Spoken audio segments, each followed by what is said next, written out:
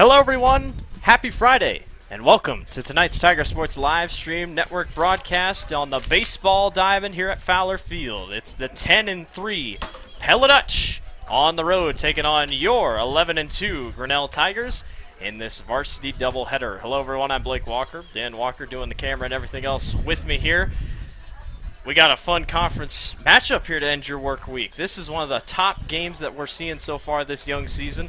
Grinnell has played 3 games so far this week. They won the doubleheader against Indianola. That took care of business. That's a big win. Fell short against Norwalk 3-1 on Wednesday night.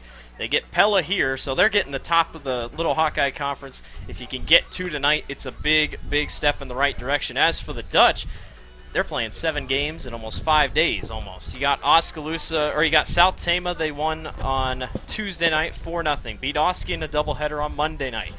Played Dallas Center Grimes on Wednesday night with a 3-2 victory. Beat Sadell last night.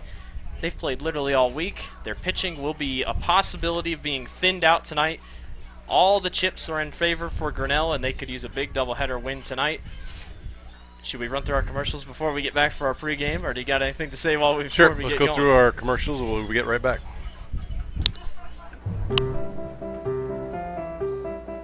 This is a story about signs. It's also a story about people's experiences. The humble sign. They are everywhere. But signs are more than just a plaque on the wall, an arrow, or letters on a building exterior. Signs help you leave a legacy or start a new chapter in life. All those signs have to start somewhere, and that's where we come in. We're your trusted partner in everything signage.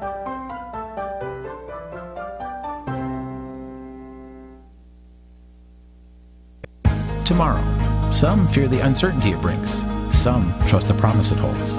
At Grinnell Mutual, we are always looking forward to tomorrow, growing and innovating.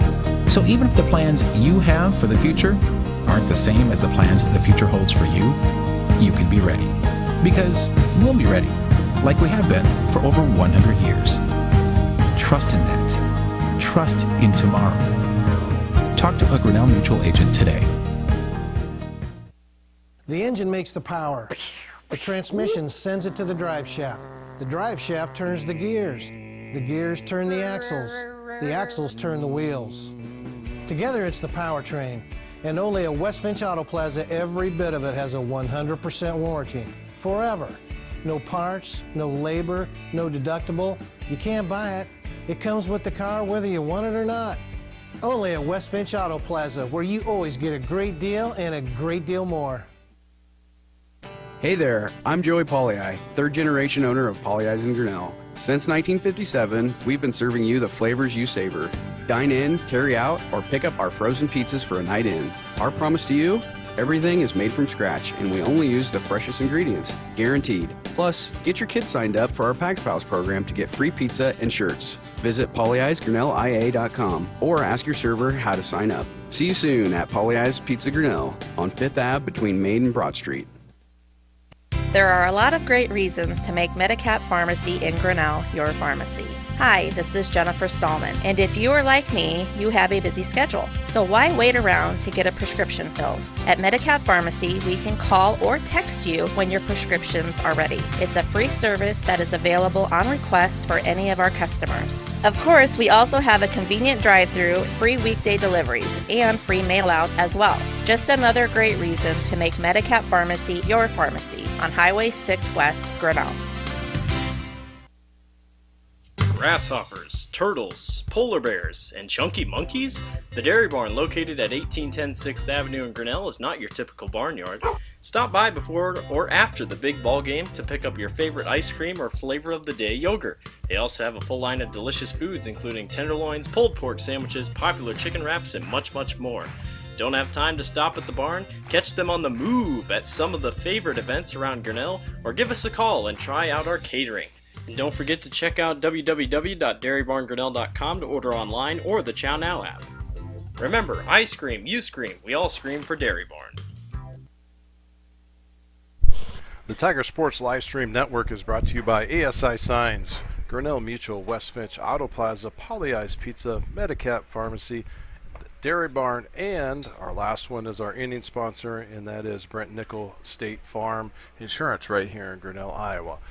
Also like to recognize Grinnell Mutual for sponsoring our scoreboard, and we also will throw up one more time by the time the night is over our Tiger Sports live stream advertising for ourselves. So thank you for joining us, and pregame is here. Thanks for making it.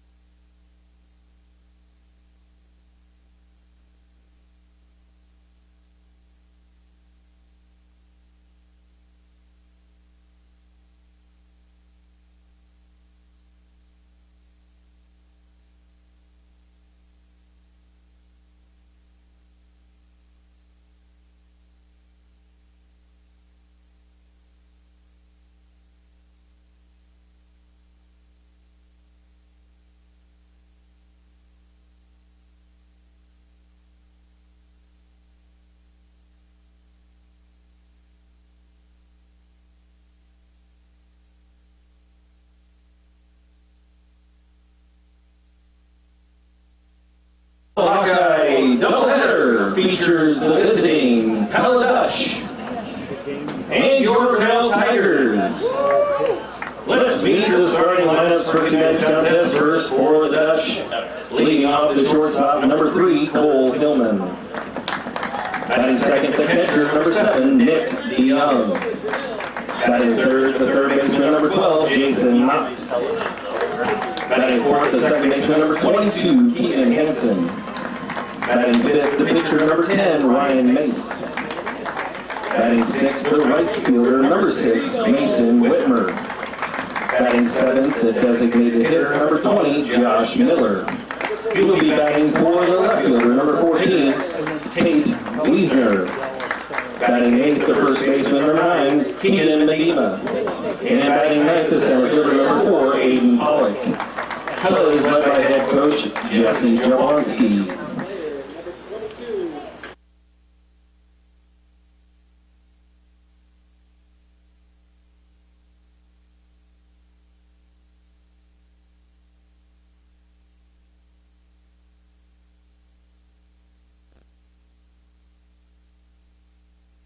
The starting lineup for your Grinnell Tigers, leading off the shortstop, number 10, Isaiah Sack.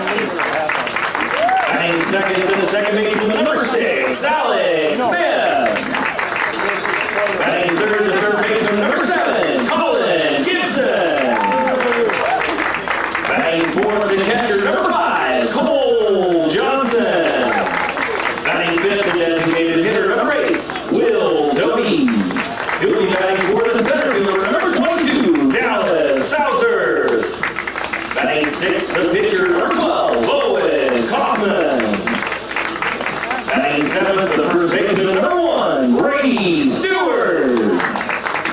Batting eighth, the left fielder, number 3, Russ Latimer. And batting ninth, the right fielder, number 4, Braden Blackford. Grinnell is led by head coach Tony Stenberg, assisted by Ian Bowling, Jake Stenberg, and Brandon Sharp. Will everyone please rise, remove your caps, place the flag over the center field wall as we honor America for the playing of our national anthem.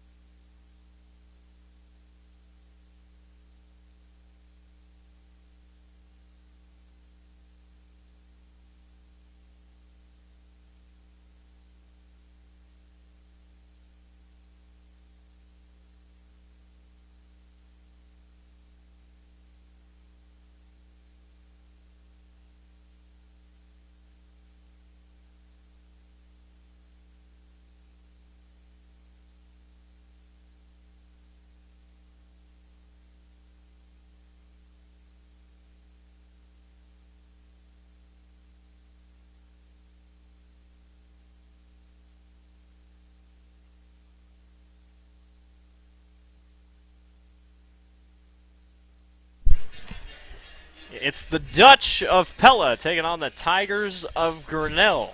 Doubleheader tonight here at Fowler Field. Grinnell 11-2, 4-2 in the conference. The Dutch 10-3, 5-1 in the Little Hawkeye Conference. In the Varsity Bound Power Index in Class 3A, Grinnell is ranked 5th. Pella is ranked 6th. You cannot get a more even matchup than you are tonight. The Dutch and Grinnell looking for signature wins. The Dutch have gotten big wins. They took down Gilbert earlier in the season, took down Norwalk, have taken down DCG. Grinnell's got signature wins as well over a doubleheader victory over Indianola. They won a tournament against Davis County and Van Buren County. There's a lot of winning between these two teams, and you got to feel like tonight, whether you sweep, take one-on-one, you got to feel like someone's going to come out of here just feeling a little bit better than the other. Yeah, I think the key of the game is what we could do to stretch things out a little bit. You're going to have to depend on your defense out on the field because we're going to stretch pitchers out maybe a little bit longer than what we have. It's been a long week. Everyone's pitched a lot. Coming into it tonight with Owen pitching is probably hitting it hard right off the bat. But there again, the defense in the outfield, in the infield is going to be a key. If we don't have that in place on the bad pitch or what have you, you're going to have an error and you're going to be suffering there. So it'll be an interesting game. It's hot out. They're going to have to stay hydrated. Owen Kaufman on the mound for Grinnell. He's 2-0 on the season, 1.21 ERA, 27 strikeouts. It's tied with Braxton Schaefer for the most on the team. This is Cole Hillman, the junior, for the Dutch. He will lead off. The Dutch versus Tigers, off and running here at Fowler Field. First pitch Hillman sees. He swings and misses for strike one.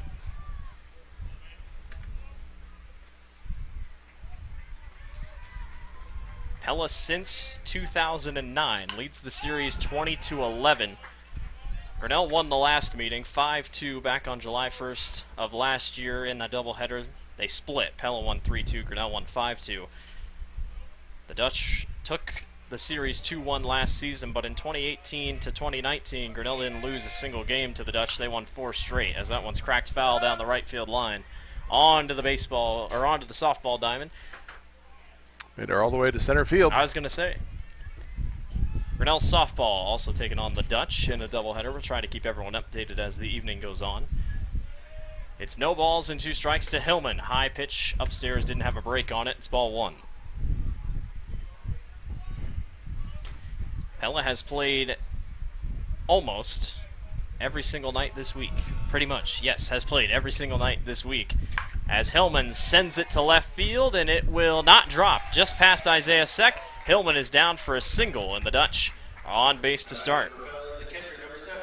Pella coming off a win last night against Saydale 10-0. Beat DCG on Wednesday 3-2. Beat South Tama on Tuesday 4-0. And beat Oski in a doubleheader 4-3 and 12-1 on Monday night. So they have been busy, and that should show realistically on the pitching side. Now granted, the Dutch have a lot of pitchers, but it's the pitchers that they have left. It'll be Ryan Mace on the mound for the Dutch when they come back up around. They attempt the bunt, and it'll fall short. Cole Johnson tried to run after it. This is number 7, the senior Nick DeYoung, up for the Dutch. DeYoung, senior, 261 batting average on the season, 12 hits. He does have a home run with 11 RBIs. And with a runner on first, you know he's looking to send his buddy up to second at least.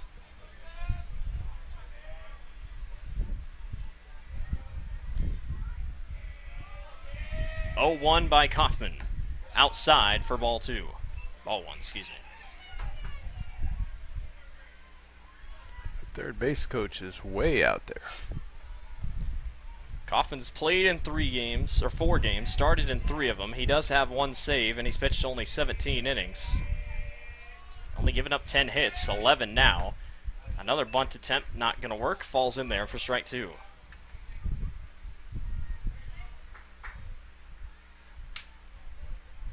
Kaufman's also only walked 8 people on the season. He'll be a consistent pitcher for you, there's no doubt about that. 1 ball and 2 strikes with nobody out to DeYoung. Upstairs, just enough for ball 2. Wow. Owen can go 92 pitches tonight in this first game before he has to be pulled. Brady Stewart, who's pitching in the second game, he can go the distance. That'll be something to keep an eye out for tonight. DeYoung's hanging in tough. 2 balls and 2 strikes. That one's down low in the dirt. Ball 3.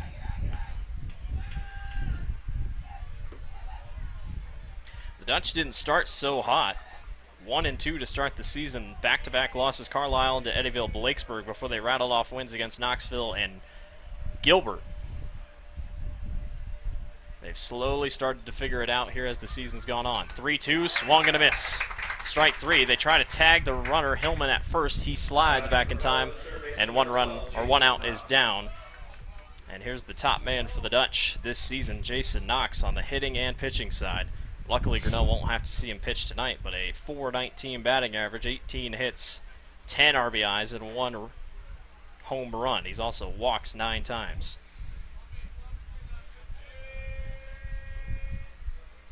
First pitch to him, swing and a miss for strike 1.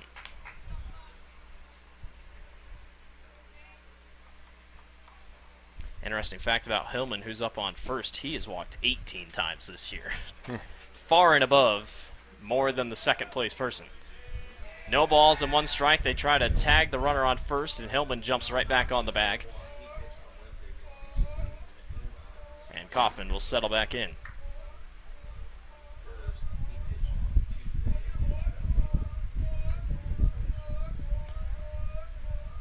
One by Kaufman. Swing and a miss for strike 2. Owen trying to settle in here as the ball game just getting underway. Knox just a junior for the Dutch. 43 at-bats so far this season. It's the second most on the team. But he's behind 0-2 to Kaufman. He swings it to left field, into the gap again, down for another hit, and the Dutch, with runners on first and second, with just 1 out. So a fast start for the guys in green. This is number 22, Keegan Hansen, the junior, .306 batting average. And he'll try to extend a little bit of a hitting sprawl here for the Dutch.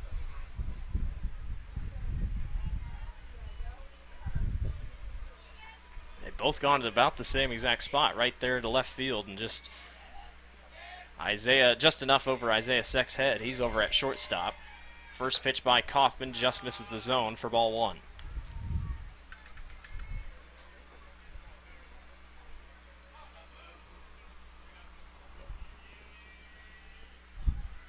Hansen, 36 at-bats, 11 hits, 8 RBIs on the young season. Kaufman's second pitch to him misses again, ball 2.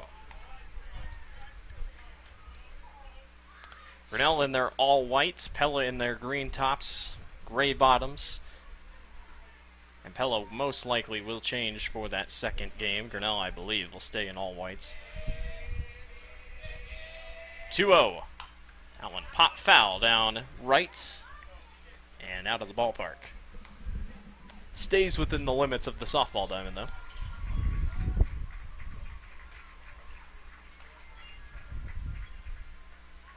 Two balls and 1 strike with 1 out on the board. The Dutch have a runner on first and second, trying to jump on the Tigers here early.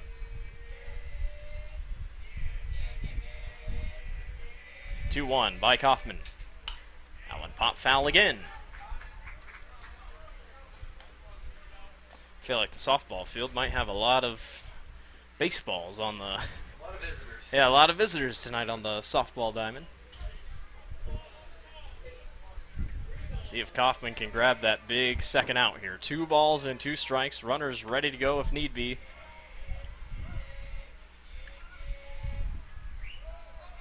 Two-two. Grounded to third. Picked up on the hop. Step on to third. That'll take their second out. Nice play by Colin Gibson over there. Slow little grounder, and Grinnell was able to pick up. And now Ryan Mace, the pitcher in this matchup, will step up to bat. He's a .286 batting average hitter. Only struck out 5 times on the season. That was a big second out there for Colin Gibson. It was, as a heads-up play. As we talked earlier, it's going to be the defense is going to have to help out and make these innings end quickly.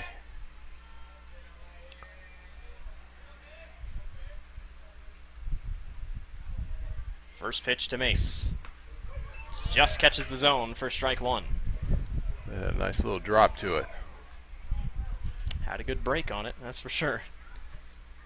Tell you what, though, Keegan Hansen really off the bag, especially that last time, ready to run if need be. And Hillman up on second. He's keeping Owen intact.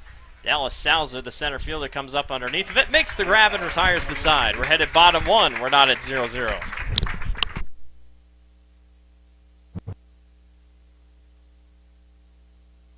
Big signs, little signs, ADA, routed, dimensional, digital, environmental graphics, monument, donor and history recognition. We do them all. And more importantly, we work with you to understand what is best for your location, budget, brand, and building code.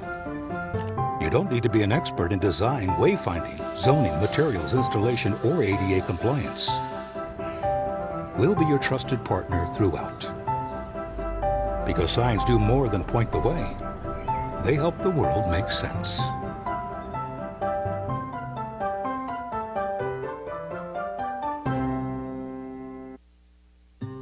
When I took over this farm from my dad, I knew our future success required making major changes in our operations.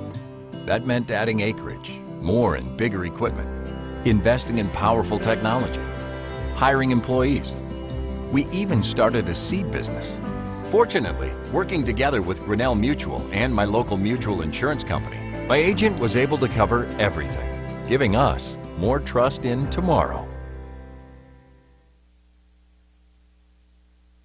The Tiger Sports Livestream Network is brought to you by ASI Signs and Grinnell Mutual.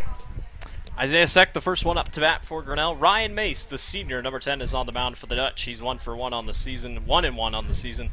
Only started in 2 games. He's played in 3. And his first pitch is outside for ball 1. Mace has pitched 11 innings in total, given up 9 hits, walked 7, struck out 15 in a 2.55 ERA. And it's Isaiah Seck up to bat. He has been Grinnell's one of Grinnell's top hitters on the season. He watches another one outside for ball 3. Seck, a .348 batting average so far on the Tigers season, and he's in the count 3-0 already for Mace. 4th pitch to him. In there for strike 1. How fast did you clock Mace there? When he was 77. I was going to say he's going faster now. Isaiah pops it high behind us. Is it enough for a foul? It is. Hard foul here against the bleachers, and the count will go full at 3-2. And good thing there was nobody on the base, because that ball went way behind Mace's head. So it'll be a full count, 3 balls and 2 strikes with nobody out. Isaiah Seck, first one up here for Grinnell.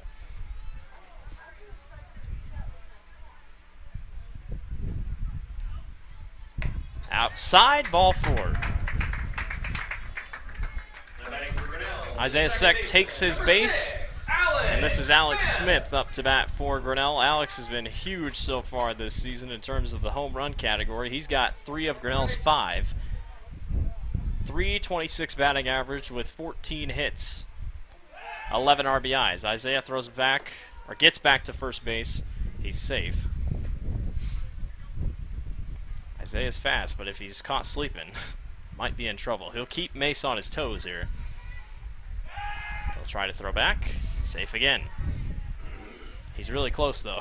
I mean, Isaiah's flirting with fire here.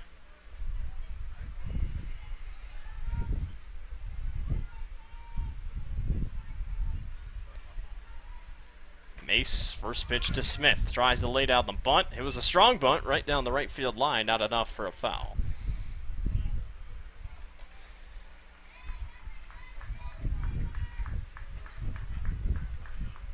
Alex, 43 at-bats, second most on the team.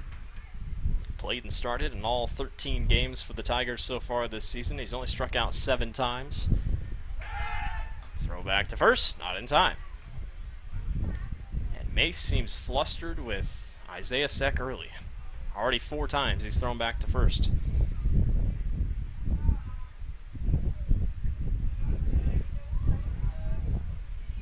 Second pitch to Alex. Down low for ball 1.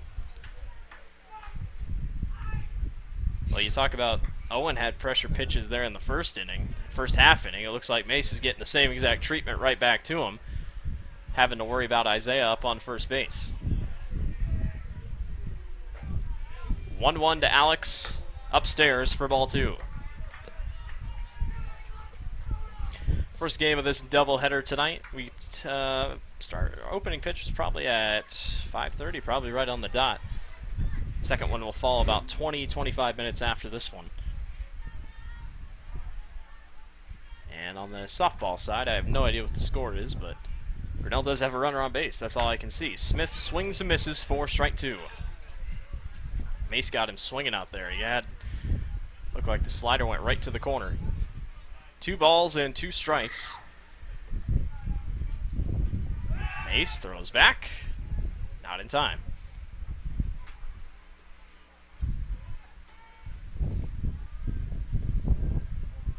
Isaiah will keep testing him, that's for sure, as we go throughout the half inning, as long as he's on base. Mace with the 2-2 to Smith. Down low in the dirt. Ball 3, full count. So 2 straight at-bats. Mace goes full count. So Grinnell, I think, is doing somewhat what they want to have done right now. Definitely having the patience at that bat. Plate discipline is up. 3-2. Swing and a miss. Strike 3 for Alex Smith. His 8th strikeout of the season. And it's Colin Gibson up to bat here. 447 on the season. He has been incredible for the Tigers so far. 17 hits. 5 of those being doubles, 2 of them being triples, 2 home runs, 14 RBIs, and he's only struck out 4 times.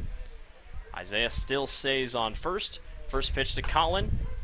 Just caught the zone for strike 1.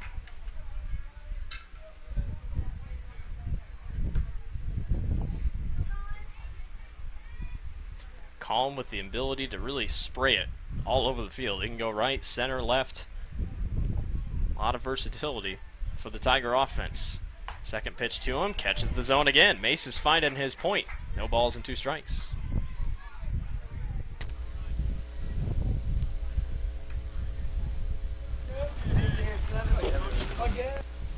If you hear the hum in the background, that's Coach Tony Stenberg. We got him mic'd up. Doesn't seem to be talking right now, but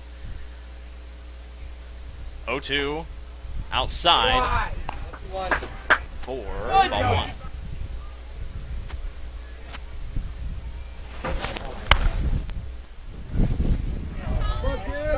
One ball and 2 strikes with 1 out here for Colin Gibson in the box. 1-2. Colin cracks it right to the second baseman on the hop. Nice grab, throw to first is in time for out number 2. Hey, here we go, Cole, base hit now. Now batting for Grinnell, the catcher, number 5, Cole Johnson. 2 outs here for Grinnell. Come on, Cole. And Cole Johnson will step up into the batter's box. Come on, 5, come on, Cole. Here you go, come on. Isaiah Sex sits up on second. He advanced on that hit, so we'll see if Cole can get something going here to bring him home. Off. First pitch to him, in there for strike 1. They're getting hit. Let's go. Come on, Cole. Come on, Cole.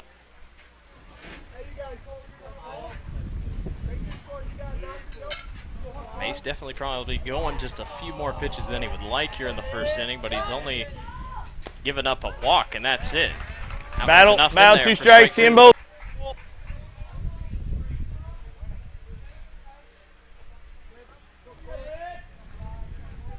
Quickly, 0-2 in the count for Cole Johnson with 2 outs, and Isaiah up on second. And Mace will step off. Let's go, Cole. Come on, 5.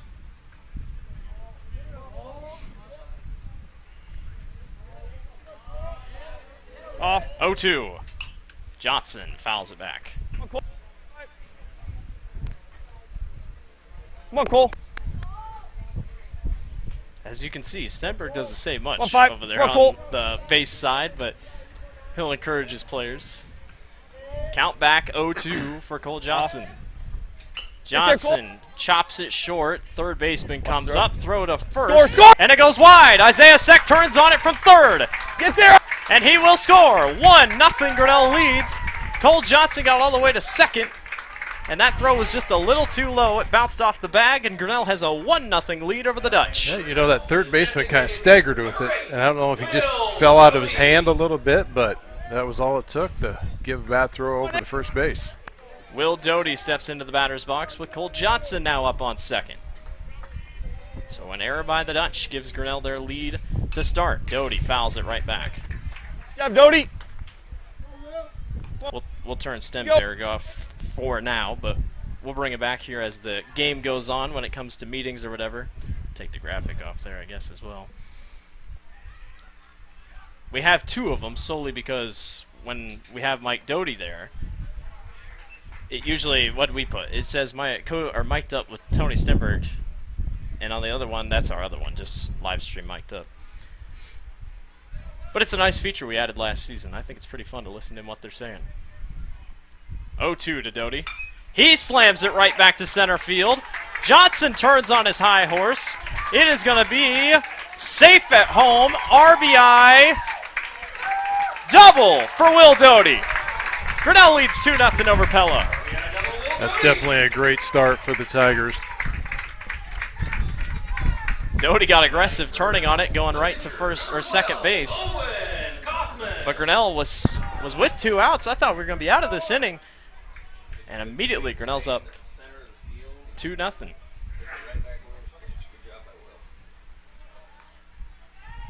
Boy, how about the job by Cole Johnson to turn on it, get all the way home, and Grinnell's got a quick 2-0 lead. Owen Kaufman steps into the batter's box. That ball's low. Cole Johnson quickly hurries over, or Will Doty, excuse me, hurries over to third base.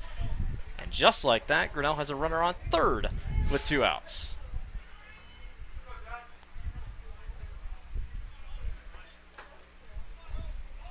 Great start for the Tigers. We're still in the bottom of the first. Down low in the dirt again. And Doty will stay at third.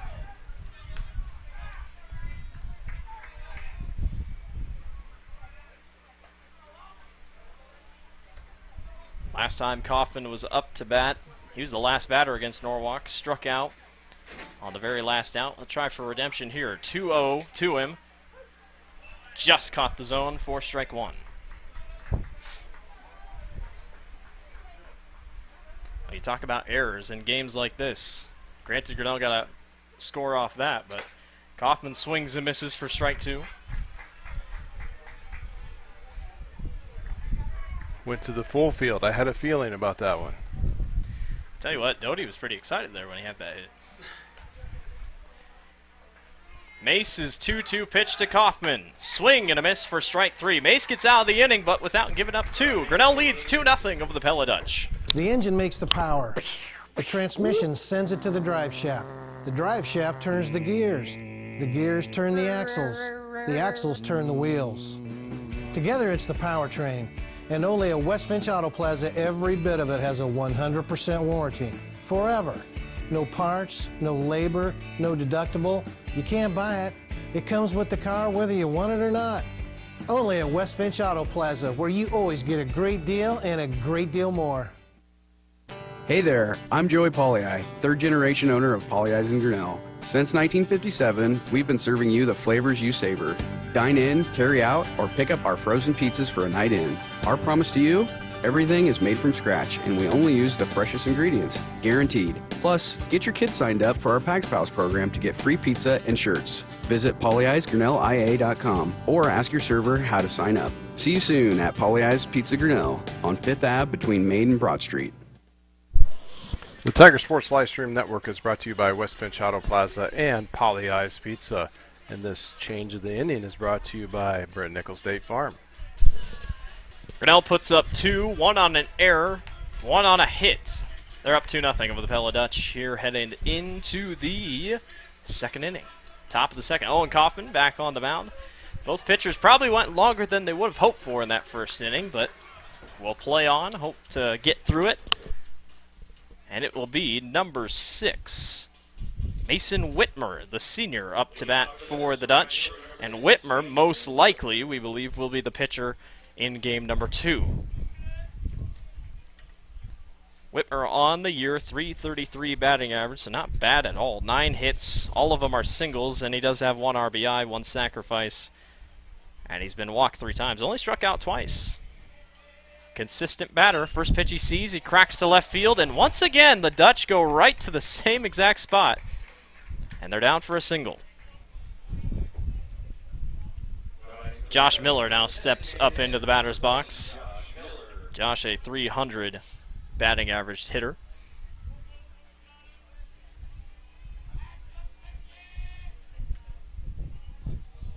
That is pretty interesting, though. All the Dutch's hits have gone to literally the exact same spot, just in shallow left field. Kaufman's pitch in there for strike 1. Cole Johnson was ready to throw to first, see if he could get Whitmer sleeping just a little bit, but to no avail. It'll be no balls and 1 strike.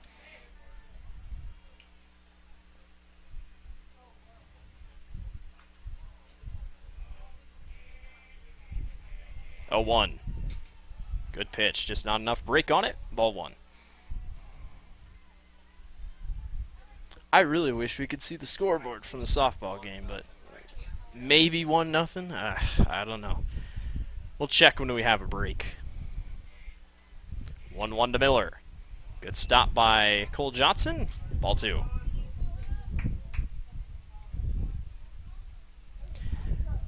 Grinnell's last 5 games took down Pella Christian on the 4th, 6-1. Beat West Branch on the 5th last Saturday, 13-3. Beat Indianola in their doubleheader, 2-1 and 5-2. That was a huge game. Set of games, I should say, for Grinnell. And dropped the game on Wednesday night to Norwalk, 3-1. Norwalk scored 2 in the 6th to pull away and defeat the Tigers. Kaufman behind, 3 balls and 1 strike here. He had 2 on base last inning. 3-1, low for ball 4. I don't think Kaufman liked the call. So Keegan Medema, the junior infielder, will step into the batter's box for the Pella Dutch.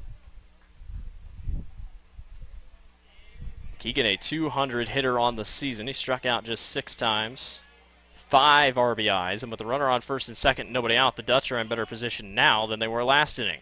That one catches the zone for strike 1.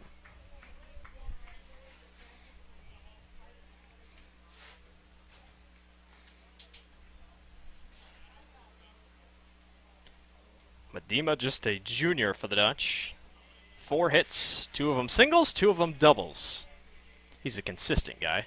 Brady Stewart's going to come running in, and the tag back to second. Not in time. He's safe. Grinnell's thinking bunt. I think everyone in this stadium is thinking bunt. And Medema will try to deliver, or maybe he fakes out and he sends one deep. You just never know. No balls and 1 strike. Kaufman on his toes. 0-1. Bunted down. Nice grab by Stewart. He'll just throw on to first. And the ball went wide. Alex Smith couldn't hang on to it. The Dutch turn on it. And a run is safe. And it's a 2-1 ball game. Well, Stewart didn't know where he wanted to go with it. If he wanted to go third or first. And Alex just could not hang on to the ball on first base. And the Dutch put one on the scoreboard. 2-1. And it's Aiden Pollock, the junior, up to bat here for the Dutch. Well, Stenberg talked about in their loss against Norwalk, just a couple errors, a couple mistakes. Both teams now have made a mistake that led to a run. So I guess we're even. Runners at the corners, 2-1. And they say it hit him. Did it really? That was really close. So the Dutch load the bases with nobody out, and Grinnell's going to have a bit of a meeting here at the mound. So not ideal here early in the ball game to be stuck with the bases loaded, and like I said, nobody out for the Dutch. So they're feeling a good chance here if they can bring home a run, but you know, we talked about it, just that error there throwing to first. Both teams already with an error, both teams with a run off an error. That's just kind of how it goes. And Grinnell will have their chat here at the mound with Kaufman in the infield.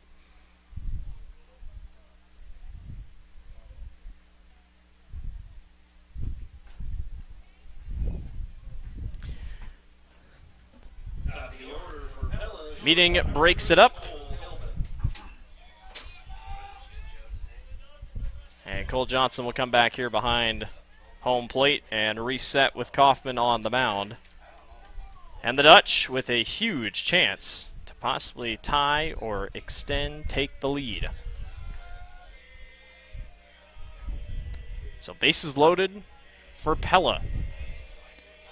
First pitch by Kaufman. That is cracked up high and deep. Salzer runs underneath of it. He can not make the grab. Drops it. One run is in. They'll save another, and only one run scores, but Salzer could not hang on to it, and the Dutch tie the game at 2-2. That had a lot of carry on it for just a pop-up, it seemed like, and Nick DeYoung will step into the batter's box. Salzer went left, went right. He just couldn't quite find the spot where he was. Couldn't quite find the spot where he was going. It was more in the palm of his glove instead up in the. Bases loaded still. Up top for ball one. This is tough territory for Grinnell. You got to at least get one out here.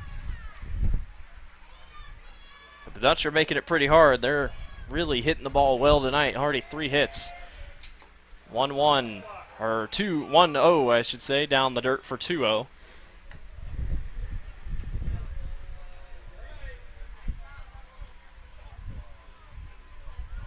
Kaufman just trying to settle in here. Had that quick mound visit. It'll be 2 balls and no strikes. Base is still loaded for the Dutch. Fouled back. There's a strike. Small victories. One at a time.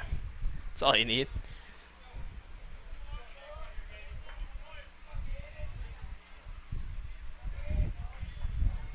Two-1 by Kaufman.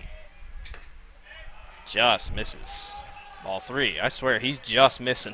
I mean, really close. Now, probably thinking something right down the middle. Try not to walk him. 3-1. Kaufman's pitch. Cracked, short. Set grabs it. Throw on to second. And they're too late to get a runner on first. So they get an out, but Pella takes the lead 3-2 over the Tigers. And it's number 12, Jason Knox, the man who you probably don't want on and in the batter's box here. Runners at the corners for the Dutch, 1 out. Kaufman trying to gain rhythm here as the top of the second inning. Not going his way right now.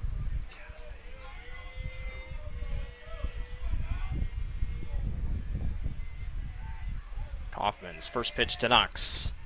In there, strike 1.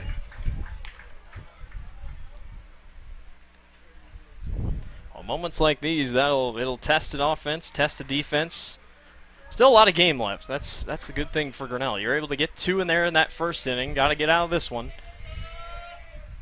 Kaufman goes outside on that pitch. Ball 1.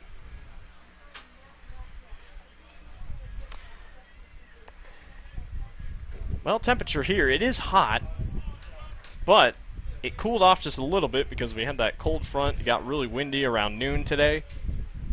None of the rain got here, though, as that's in there for strike 2. I know a lot of people wish the rain would have got here, but it didn't.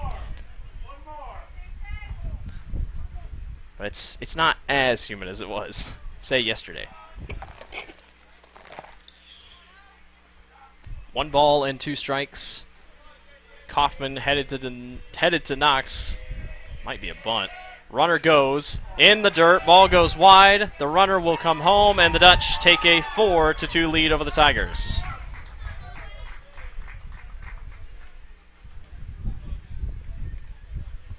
Pella just catching all the lucky breaks so far.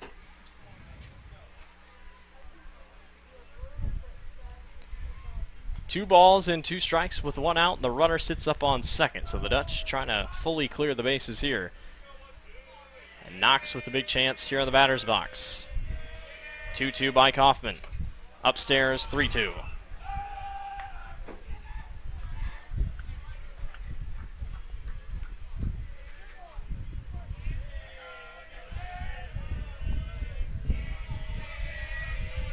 Full count, it'll be 3 balls and 2 strikes. Kaufman to Knox. Got him. Strike 3. Knox threw his bat thinking he was walking, but he heads back to the dugout. That just caught the corner. Just caught the corner. Grinnell catches a break. Keegan Hansen into the batter's box here. Grinnell trying to limit the damage to just 4. Those 2 runs there in the top might be crucial for Grinnell trying to stay in this ball game.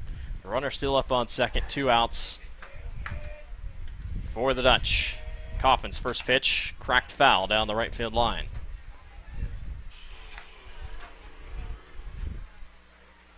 Hansen, 306 batting average on the season for Pella. That was coming in. Struck out just 3 times. It's DeYoung up on second, by the way, for Pella. 0-1, just didn't have enough break on it, ball 1.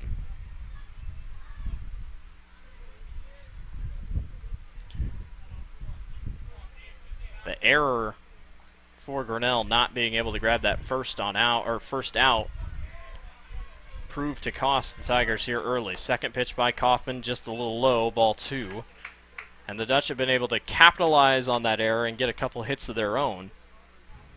Well, really 2 errors if you count Dallas's miscue out there in the outfield.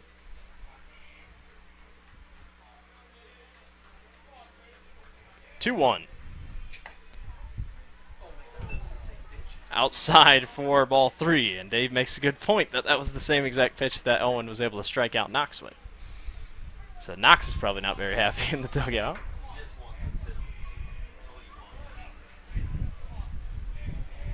Three balls and 1 strike. Corner for ball 4.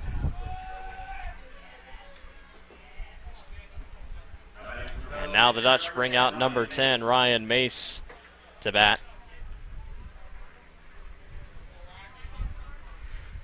It doesn't feel like the score should be just 4-2, but the 2 for Grinnell really helps maybe soften the blow that the Dutch have laid on the Tigers here. With a runner on first and second, it'll be Mace up to bat. Mace watches the first pitch fall in there for strike 1. Kaufman's trying the corners, nothing right down the main street.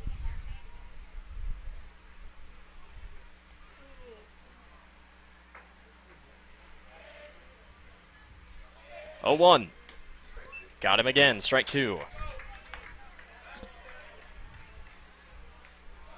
One thing's for sure, we're only 30 minutes in, and we're only in the top of the second. I was going to say, it's not a doubleheader if one of the games goes long. 0-2. Swing and a miss for strike 3. Kaufman gets out, but the Dutch give up, or get 4. 4-2. Dutch lead over Grinnell. There are a lot of great reasons to make Medicap Pharmacy in Grinnell your pharmacy.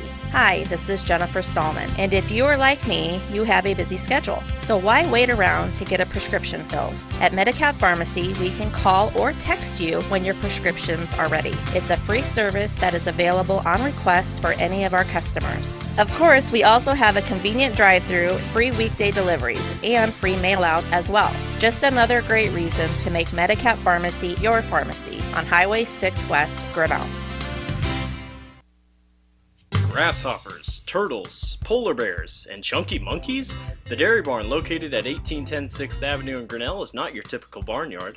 Stop by before or after the big ball game to pick up your favorite ice cream or flavor of the day yogurt. They also have a full line of delicious foods, including tenderloins, pulled pork sandwiches, popular chicken wraps, and much, much more.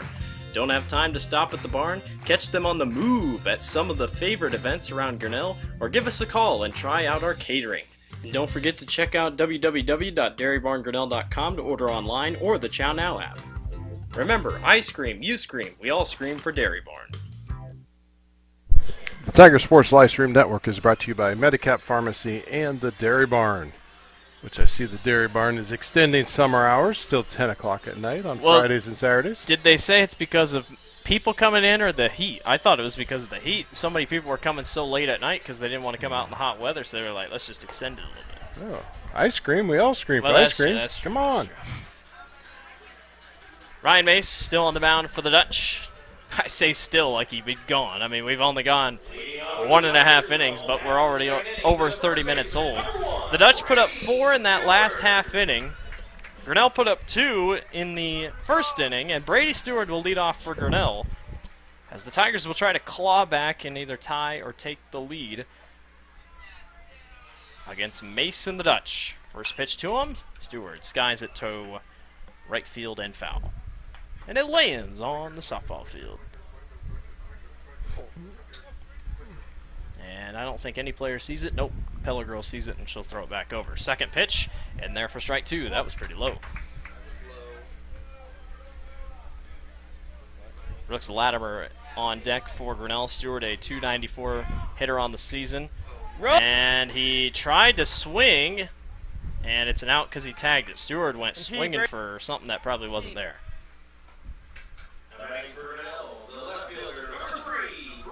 And Brooks Latimer steps into the batter's box. Brooks had a rough start to the season, but he's picked it up. .273 on the season. Went a while, he just couldn't find a hit. Eventually helped him out here. First pitch by Mace. Latimer swings and misses for strike 1. Boy, it'd be a momentum booster for Mace if he can get out of here with quick work. As he's met the bottom of Grinnell's batting order, as that one's upstairs, 4-1. Well, we got baseball, softball going on over here at the high school, and then they got a lot of baseball going over at Orange Park. Little League tournament going on all day this weekend. That place was packed. Latimer swings and misses for strike 2. I think Stenberg's so far out, we're probably not going to get anything. Instead of just a high-pitched fuzz noise. 1-2. In there, strike 3. And Mace is on a hot start here to start this half inning. Braden Blackford up to bat now for Grinnell. A 125 batting average for number 4. He's played in 10 games, just his 5th start of the season. And he's got 1 hit. Struck out 4 times. Mace, first pitch to him. He checks and holds for ball 1.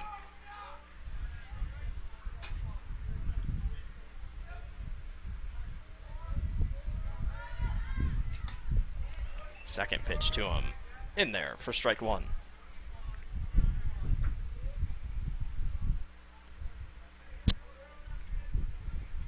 One by Mace to Blackford. Just low. Dutch fans make a groan noise there, but that's been a wild card pitch all night. Not sure if it's going to be a ball or a strike. 2 balls and 1 strike here to Blackford. That's outside. He knew about that one. 3 balls and 1 strike with 2 outs and nobody on. Trying to at least get on base with Isaiah Seck on deck. Grinnell trying not to go 3 up, 3 down here. In there for strike 2. That's twice tonight. The batter has thought they would go with the ball. Braden was ready to turn around to go. 3-2. He cracks it to the third baseman. Throw to first in time. 3 up, 3 down. We're headed to the third. Pella on top, 4-2.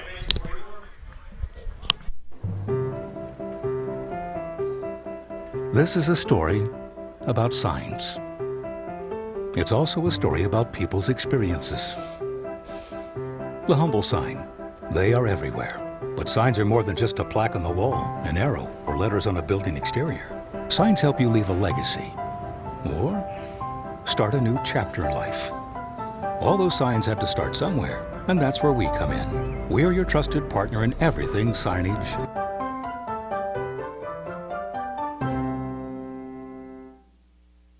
Tomorrow. Some fear the uncertainty it brings. Some trust the promise it holds.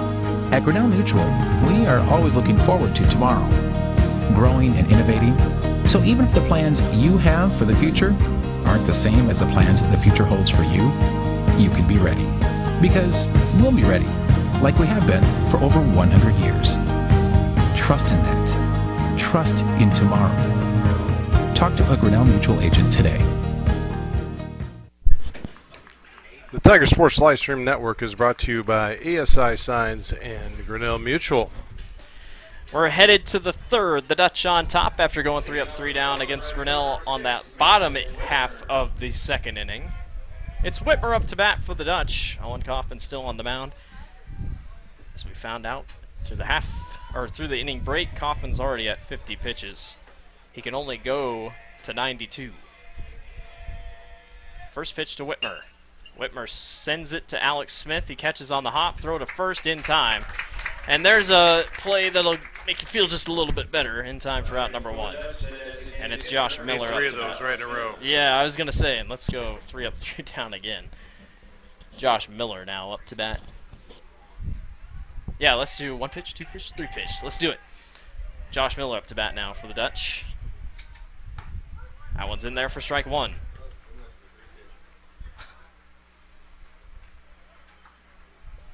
Close. 0-1 by Kaufman to Miller. Swing and a miss, strike 2.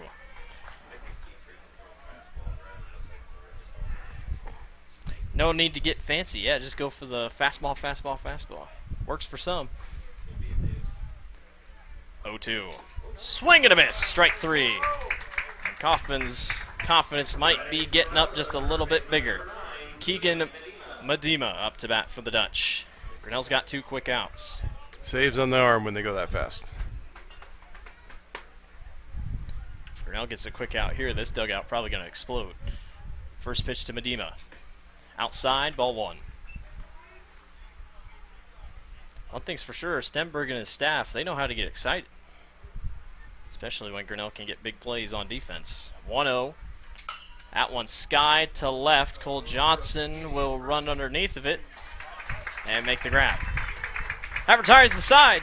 Or not Cole Johnson, Brooks Latimer. 4-2, Pella leads. The engine makes the power. The transmission sends it to the drive shaft. The drive shaft turns the gears. The gears turn the axles. The axles turn the wheels. Together it's the powertrain. And only at West Finch Auto Plaza, every bit of it has a 100% warranty. Forever. No parts, no labor, no deductible. You can't buy it. It comes with the car whether you want it or not. Only at West Finch Auto Plaza, where you always get a great deal and a great deal more. Hey there, I'm Joey Pollei, 3rd generation owner of Polley's in Grinnell. Since 1957, we've been serving you the flavors you savor. Dine in, carry out, or pick up our frozen pizzas for a night in. Our promise to you? Everything is made from scratch, and we only use the freshest ingredients, guaranteed. Plus, get your kids signed up for our Pags Pals program to get free pizza and shirts. Visit polleisgrinnellia.com or ask your server how to sign up. See you soon at Polley's Pizza Grinnell on 5th Ave between Main and Broad Street. The Tiger Sports Livestream Network is brought to you by West Finch Auto Plaza and Polley's Pizza. Pella on top, 4-2 over your Grinnell Tigers. We're back to the top of the batting order. Isaiah Seck up to bat. Well, that last half second, that flew by. Or last half second, first half third. Really quick. And this inning is brought to you by Brent Nickel State Farm. Isaiah Seck fouls it back. And there's so many people sitting over there, it makes me tense up because if a foul ball's going and people aren't watching, somebody's going to get clocked in the head. 0-1 to Seck. Oh, man, outside for ball 2, or strike 2. Should have been a ball. Man.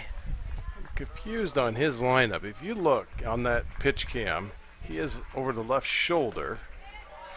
Isaiah swings at a low pitch in there for strike 3, and Mace is starting to settle in, which is what Grinnell did not want to see. Alex Smith up to bat now for Grinnell. He struck out last time. Trying to get Grinnell's offense going here. They scored 2 in the first, 3 up, 3 down in the second. That's upstairs for ball 1.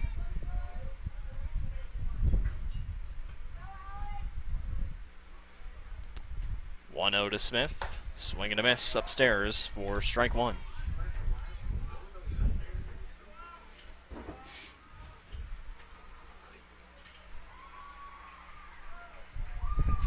Outside, Alex barely held back. Ball 2. Alex 326 on the season, 3 home runs. That leads the team. Grinnell 5 home runs as a team total. He skies it up. Third baseman comes running over and makes the grab for out number 2. The Dutch making quick work of Grinnell's offense, that's for sure. There is an incredible breeze that just came up. Yeah, I was going to say, coming in just a little bit. Colin Gibson steps up to bat for the Tigers.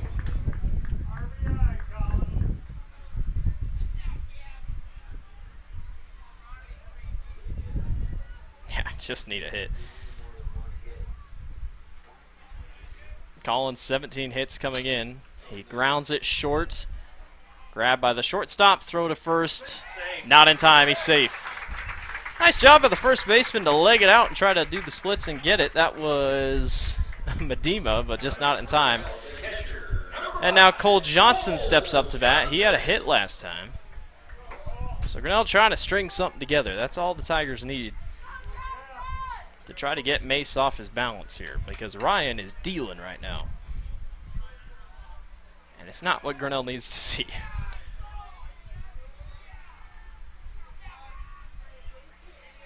First pitch to Johnson. Right down Main Street for strike one.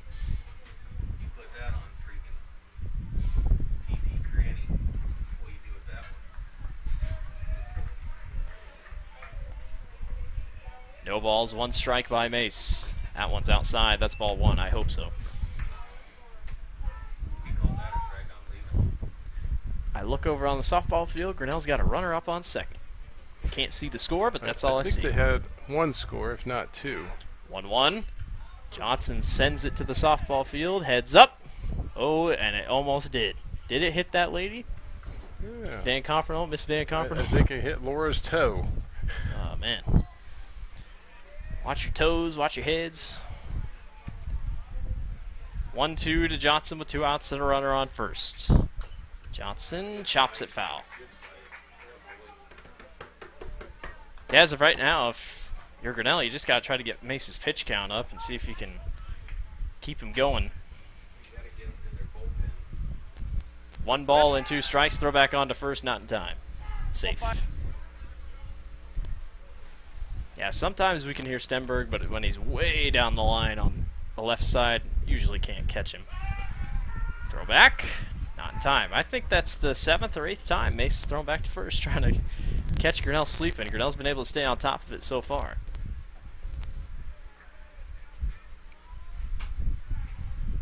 1-2 by Mace. In the dirt, ball 2.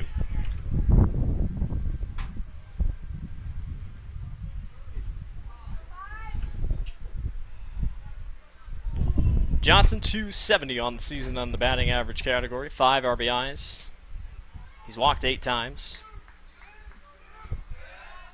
2-2. Colin about took off, and Ryan had to pull off the base, or pull off the mound just in case. That was Bach territory almost. Count stays 2-2 with 2 outs. Mace just misses for ball 3. Cole was about to go. It was a good breaking pitch there by Mace, but he was able to hang tough, and the count goes full. Be big if Grinnell could at least get 2 here. Throw to first, not in time. And Mace settles back in here in the bottom of the 3rd. It's the Dutch on top 4-2 over Grinnell. Full count by Mace. Grounded right to right field. Right fielder hops on top of it. Colin Gibson will round second. And he's safe. So runners will be at the corners. And Grinnell at least will get a chance here with Will Doty stepping up to bat. He did have a single or a double last time out to center field.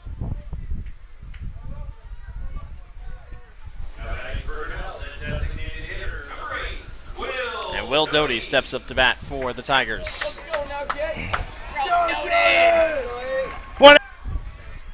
Come on, Will. Hey. Runners at the corners for Grinnell. It's Will Doty steps into the batter's box, trying to extend this inning as much as he can. Just need a good hit.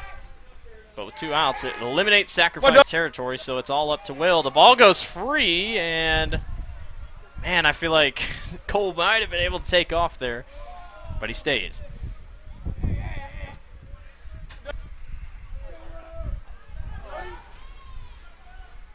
Also, another thing with our mics, if someone talks loud enough, it doesn't catch it. First pitch to Doty. In the dirt. Johnson takes off, and the runner will sit at second and third, and Mace beats himself up over that one. 1 ball and no strikes with 2 outs. Boy, if Doty can get a good hit here, it'd be huge. Mace is going to settle back in, try to slow the Tigers' offense down. Next pitch to him. Ball 2.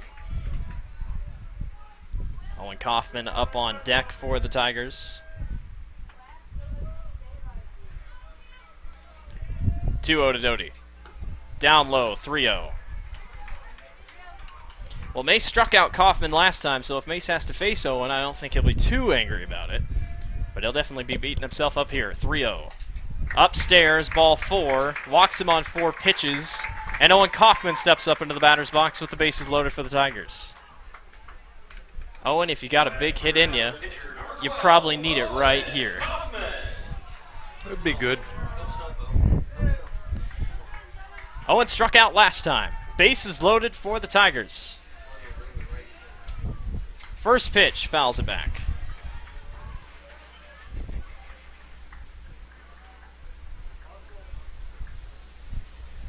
Brooks Latimer came running over to grab the foul ball. No balls and 1 strike here for Mace to Kaufman. Upstairs. And he held back. Yeah, I was going to say, that's pretty loud in my ears. I can hear Stenberg, but he's yelling so loud. 1-1. Upstairs again. We can make this easy if he walks him. 2 balls and 1 strike. Owen's plate discipline is going to have to be a 99 overall rating right here. 2 outs, bases loaded. Upstairs again. Ball 3. And now we're going to have a talk at the mound. Trying to settle Mace down. This is a big pitch. Grinnell, bases loaded, but with 2 outs. I mean, I don't think Owen's probably going to swing at this next pitch no matter what, but Mace just trying to settle in here. Hey, smart. This game has had a ton of base runners. Base has been loaded a couple times. It looks like Grinnell's scoring on the softball side. 3-1 is the count with 2 outs. Kaufman steps back into the batter's box. He'll hold and wait. Now he sets. 3-1 by Mace. Just caught the top of the zone for ball or strike 2, and now here comes the big pitch on both sides. Kaufman to Mace.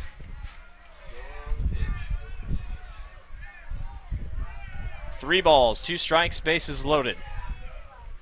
Swing and a miss. Strike 3. And Pella leads 4-2. We're headed to the 4th. This is a story about signs. It's also a story about people's experiences. The humble sign. They are everywhere. But signs are more than just a plaque on the wall, an arrow, or letters on a building exterior. Signs help you leave a legacy or start a new chapter in life. All those signs have to start somewhere, and that's where we come in. We're your trusted partner in everything signage.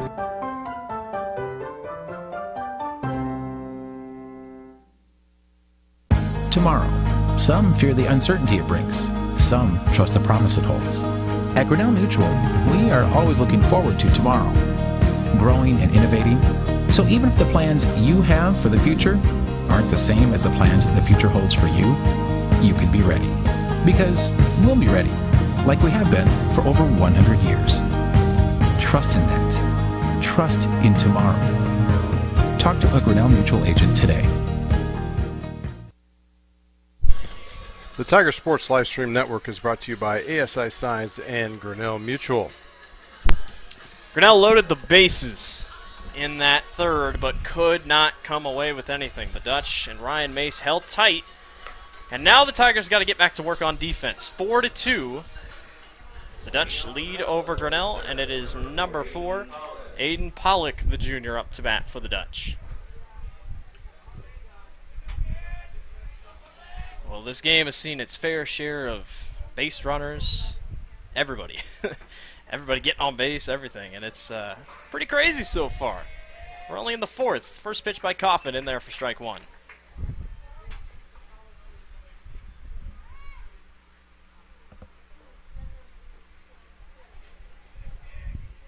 Pollock, a .233 hitter on the season. Second pitch by Kaufman outside for ball 1.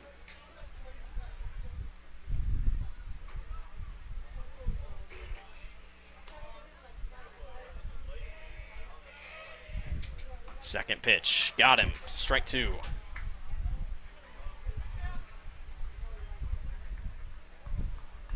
Owen was starting to figure things out there in that last inning. Grinnell was able to get a couple quick outs. 1-2. Swing and a miss. Strike 3. Maybe Owen was a little mad at himself, and he's coming back on the pitching side with a little bit of vengeance. Yes. It could be the fact that you watch enough how they're going to fall, and that's how you start pitching. Change your pitching angle and style to where the ump's going to call it, and they go from there. Who is this here, Dave? Hillman. So back to the top of the batting order. Cole Hillman up to bat. That one's in there for strike 1. Well, Grinnell's got to feel something that they were able to at least load the bases there. I mean, this game's far from over. Both teams finding offense in just different ways. Kaufman's next pitch just hits off the dirt for ball 1.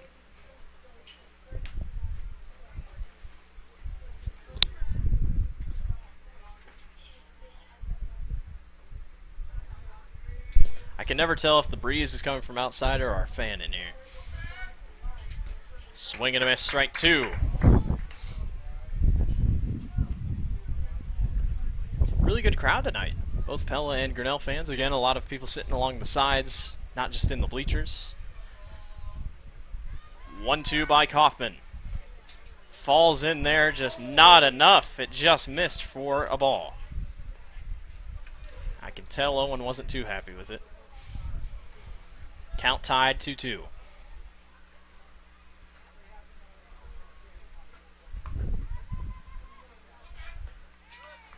Misses, ball 3. I was going to say, don't want to walk here and then be mad about that pitch that didn't fall.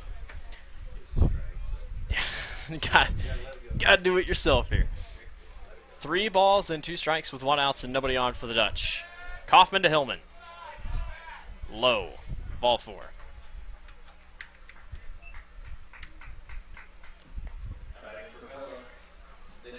This is number 7, Nick DeYoung, into the batter's box for Pella. Trying to keep the Dutch moving here with a runner on first and just 1 out. Luckily, Grinnell does have that 1 out. Yeah. On the bases were loaded last time, we had none. And DeYoung will try to extend to Hillman. First pitch by Kaufman. In there, strike 1. His box is pretty much everywhere. I mean, it'll be a little up high, it'll be a little down low. I guess when a doubleheader, you don't get the same pitcher behind the same ump behind the dish every time. But that one hits DeYoung.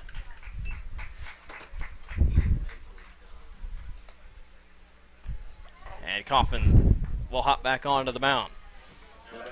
Now it's who you don't want, Jason Knox.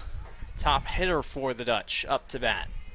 With a runner on first and second and just 1 out. Grinnell just got to settle in, figure out their spacing.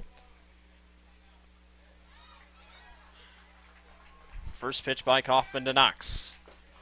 Down low for ball 1.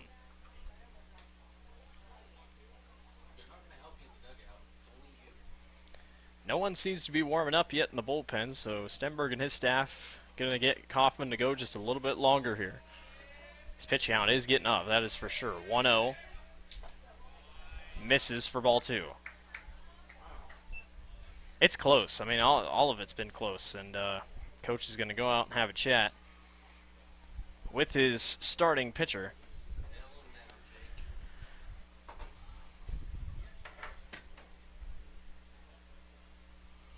Pella 4-2 over Grinnell. Both teams with 3 hits. Grinnell does have 2 errors. The Dutch just have 1. But if this was a football game, I'd say it's being won in the trenches. That's just kind of what it feels like in some aspect.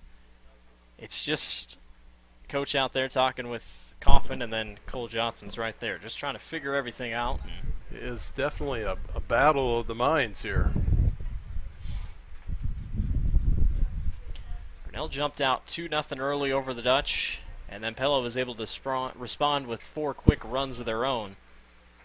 And that's where we sit. But still a long way to go. I know both teams would love to sweep each other tonight. If you can take 1-1, it would make sense. They're so even. Trying to find the upper hand on each other so far. 2-0 in there for strike one.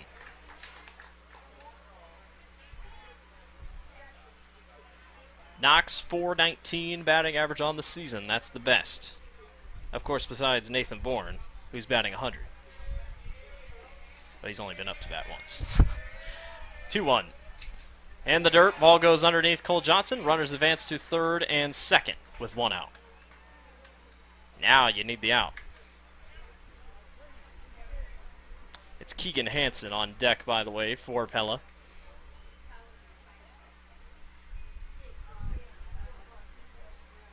Owen settles back in on the mound. 3 balls and 1 strike upcoming to Knox.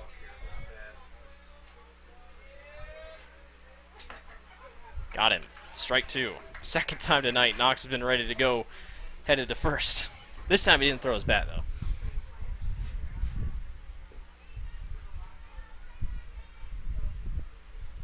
Full count by Kaufman. Swing and a miss. Strike 3, that's a big strikeout for Kaufman. And now with 2 outs, Keegan Hansen steps up to bat for the Dutch.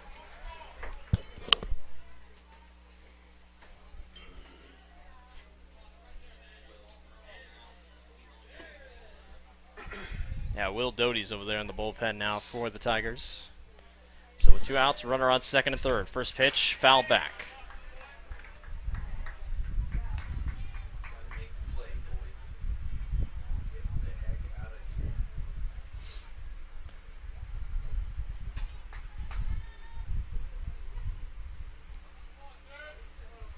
One to Hansen.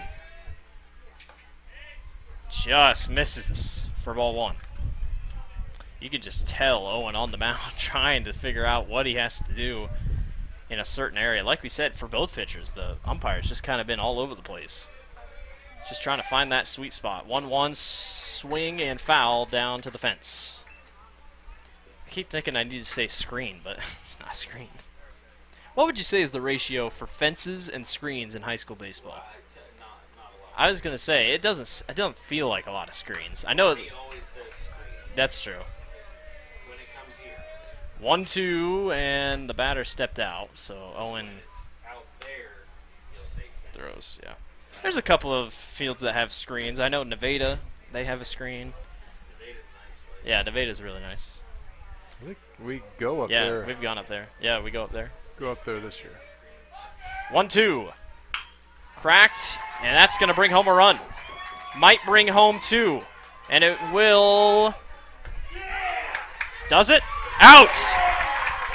Cole Johnson tagged Nick DeYoung, and Nick kind of rolled. I don't think he ever fully touched the base. So it's 5-2, Dutch lead over Grinnell.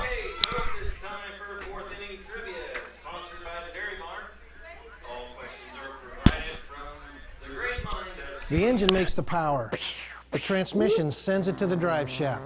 The drive shaft turns the gears. The gears turn the axles. The axles turn the wheels. Together it's the powertrain. And only at West Finch Auto Plaza, every bit of it has a 100% warranty. Forever. No parts, no labor, no deductible. You can't buy it. It comes with the car whether you want it or not. Only at West Finch Auto Plaza, where you always get a great deal and a great deal more. Hey there, I'm Joey Pollei, third-generation owner of Polley's in Grinnell. Since 1957, we've been serving you the flavors you savor. Dine in, carry out, or pick up our frozen pizzas for a night in. Our promise to you? Everything is made from scratch, and we only use the freshest ingredients, guaranteed. Plus, get your kids signed up for our Pags Pals program to get free pizza and shirts. Visit polleisgrinnellia.com or ask your server how to sign up. See you soon at Polley's Pizza Grinnell on 5th Ave between Main and Broad Street. The Tiger Sports Livestream Network is brought to you by West Finch Auto Plaza and Polley's Pizza. The Dutch score, 5-2 is your score. And a controversial out there, it looked like from our point, DeYoung just kind of tried to like barrel roll across the plate, and I don't think he really touched it. Yeah, I mean,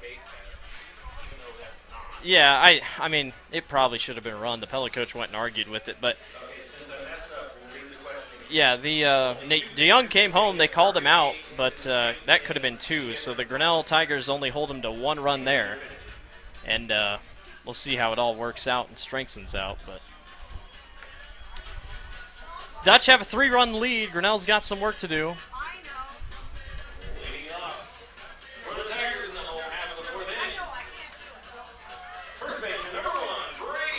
And Brady Stewart will be the first one up to bat here for the Tigers.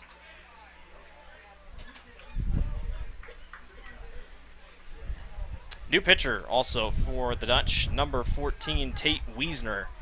Wiesner, 5 games played so far. He's a 1-0 record, and he's got 2 saves, and his low pitch there is in there for strike 1. He's a 156 batting average on the season. And Brady swings at that one outside for strike 2. And he fouls it back.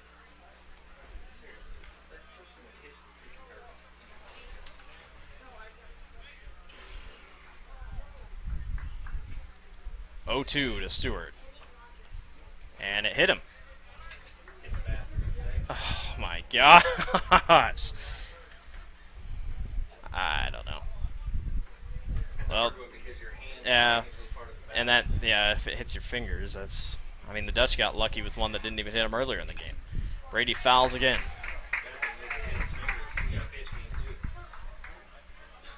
That's true. No balls in 2 strikes. Wiesner going up against Stewart here in the bottom of the 4th inning. Grinnell loaded the bases last time, just couldn't do anything with it. 0-2. That one skied to center field deep. And the center fielder easily gets underneath of it and makes the grab for out number 1. Ryan Mace has moved to the second base position for the Dutch. And Brooks Latimer steps into the batter's box now. Just a lot of coulda, woulda, shoulda-ves tonight for Grinnell so far. And they're just trying to get something going here. Wiesner's first pitch to Latimer. Latimer sends it to foul territory. Everybody look out. I'm pretty sure Grinnell's leading on the softball side. 0-1 to Latimer. In there for strike 2. Braden Blackford on deck. He had a hit last time for Grinnell. We could use a couple more of those. Latimer hooks it foul down the left field line toward coaching staff.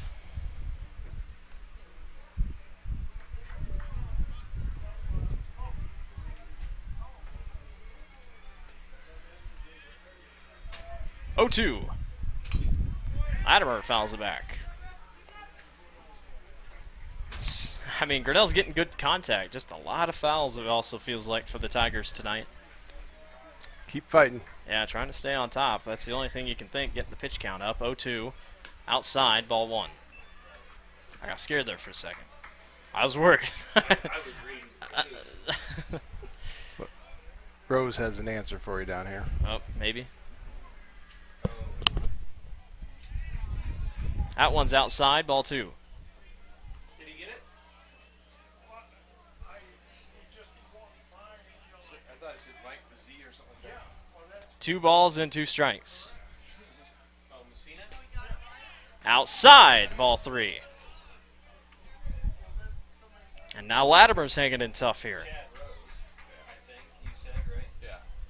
Latimer on the season, 273 batting average, 3-2 pitch to him. He grounds it right back up the middle, right past the pitcher. And Latimer is on base for a single. That was huge with 1 out.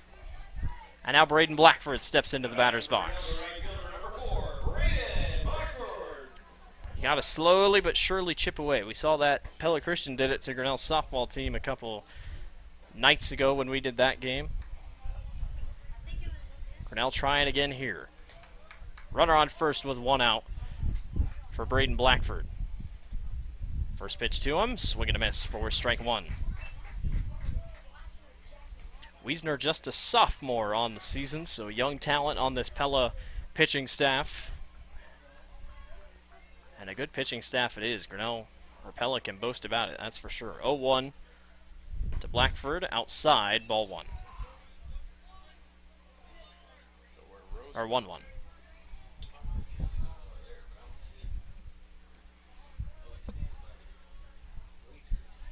1-1 by Wiesner. Pop back to the fence. Foul. Isaiah Seck on deck for Grinnell. He struck out last time.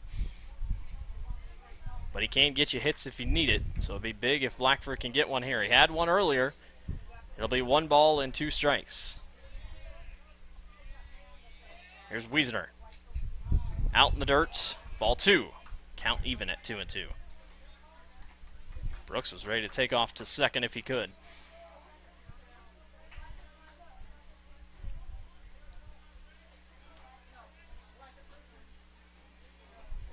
2-2.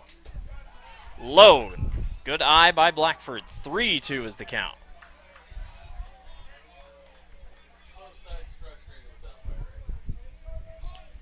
See if you can get something good here. 3 balls and 2 strikes for Blackford. Outside, ball 4, and Grinnell's got a runner on first and second with just 1 out. And Isaiah Seck up to bat, and the Dutch will have a quick chat. Wiesner frustrated with himself on that one, but he kind of laughs about it here with his catcher, as it'll be just those two talking about it.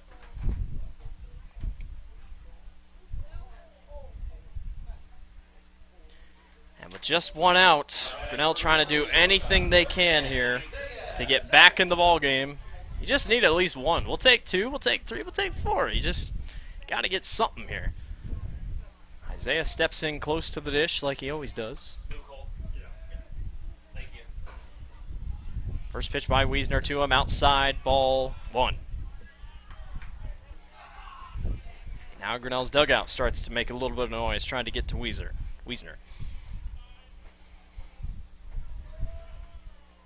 1-0 to Seck. Outside, ball 2. Boy, tonight's just a pitcher's nightmare for everybody. I mean, it seems like everybody just kind of taking a while to get in rhythm. Isaiah fouls it back, and he knew it right when he let it go that he could have had something there. Count goes to 2 balls and 1 strike.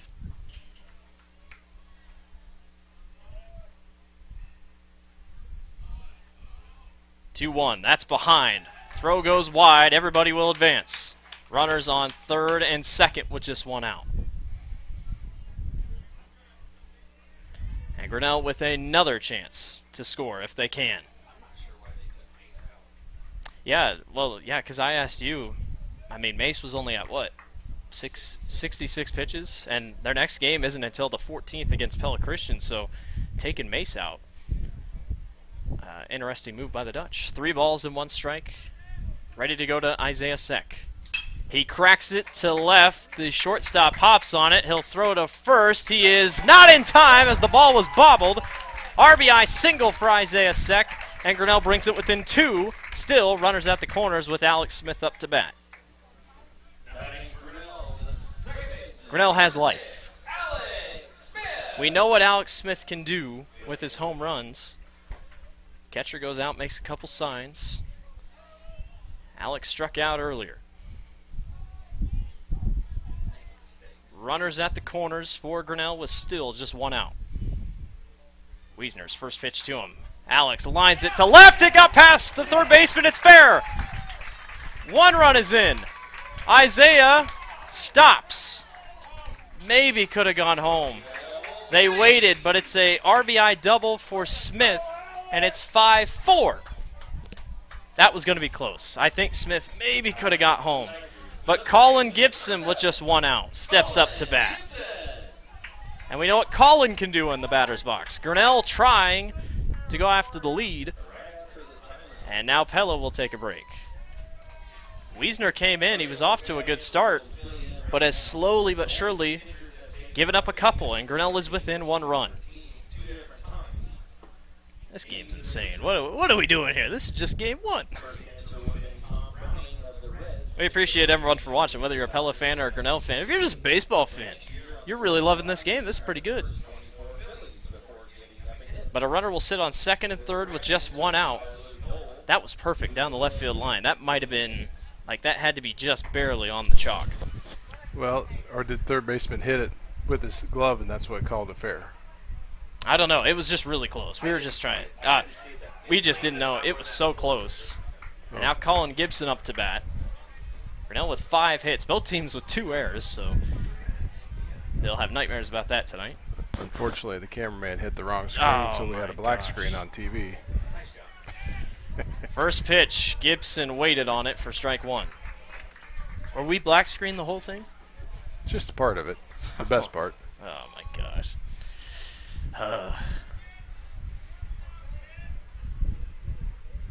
0-1. Almost hit Gibson. I was gonna say, everybody's almost getting hit tonight. 1 ball and 1 strike. Cole Johnson's on deck for Grinnell. Colin trying to give Grinnell an advantage here. He pops it foul. That one didn't have a ton of gas on it, so even if Colin did swing for the fences, I don't think it would have gone far. Oh, well, I guess Dave says he's got enough juice in his arms. 1 ball and 2 strikes.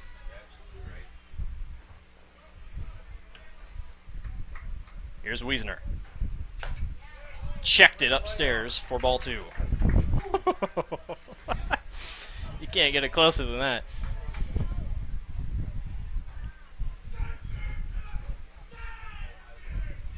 Two balls and 2 strikes for Wiesner. Gibson sends it to right. It's shallow, and it will go foul. Quote-unquote shallow. It was deep. Just seemed like it was shallow for Colin Gibson. Midish foul. Counts even at 2-2. Still 1 out for Grinnell. They've gotten these 2 runs on just 1 out. 2-2. Gibson fouls it. He's hanging tight, though. He's not going to go down without a fight. Will Doty will run over and grab the foul ball. Is Will growing a mullet? Is he trying? I think 90% of the boys have one. Close enough. Everybody's trying to grow that mullet, I guess. Young life. Had a mullet. Yeah, I'm sure. My dad had that Brian Bosworth haircut in high school. That's what he went for. 2-2. Gibson swings and misses for strike 3. Great pitch by Wiesner. And now Cole Johnson with 2 outs steps up to bat. That was a really good pitch.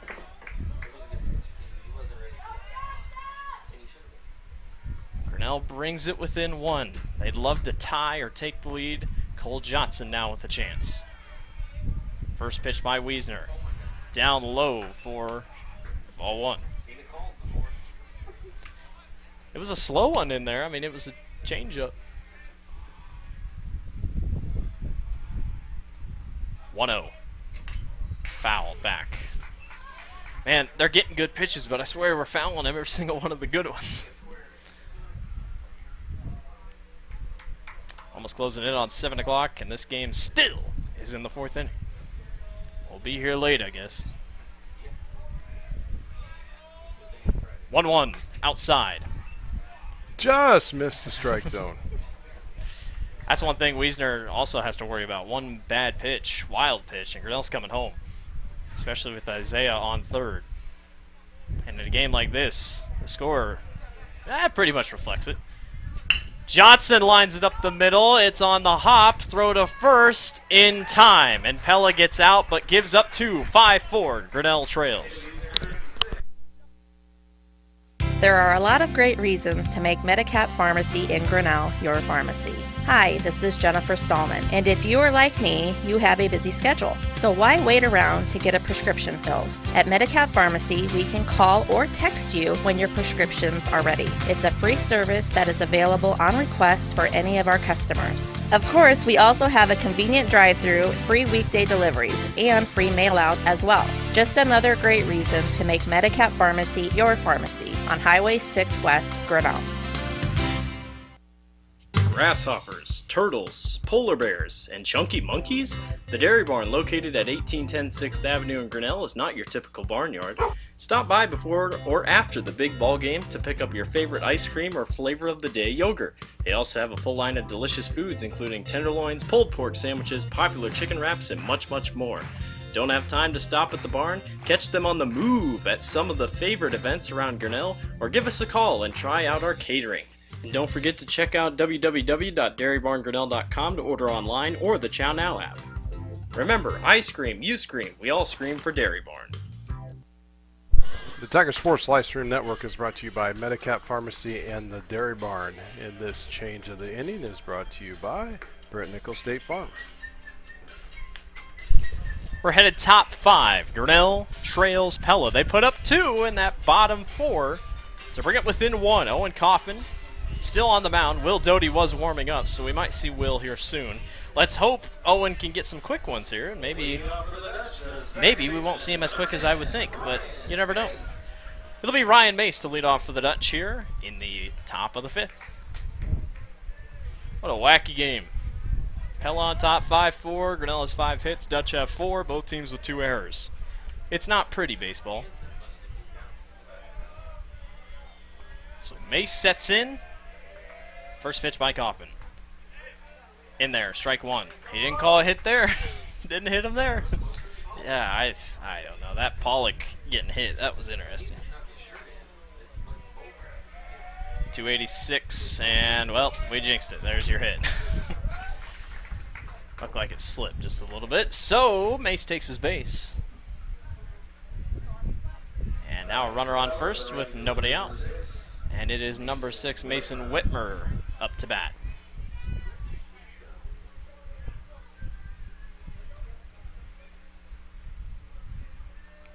Whitmer sets in. We believe he's the one pitching here in game number 2. We still got a long way till game number 2. First pitch to him by Kaufman. Goes for the bunt. It's a good bunt, but just not enough foul. That was a good bunt, though. Update from softball. I think Grinnell's leading. That's all I know. I've just seen more Grinnell girls on base than Pella, but I cannot confirm nor deny.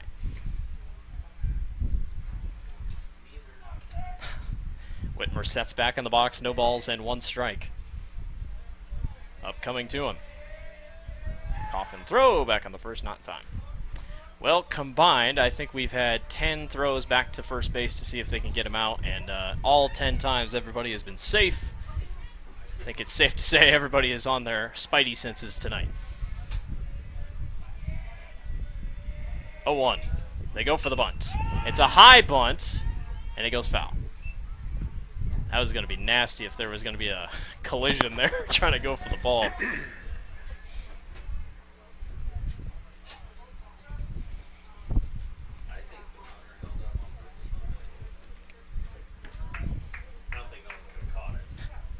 It was popped pretty high.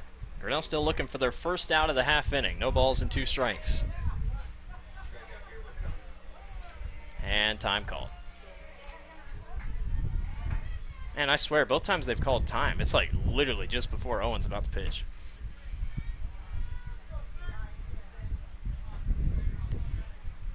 (0-2) by Kaufman. That is lined to the dugout, and the Stenberg almost got hit. That was a bullet, though. Count remains 0-2. Owen doesn't need to, but we'd prefer if he gets this first batter here. Runner on first for the Dutch, and again, a time is called.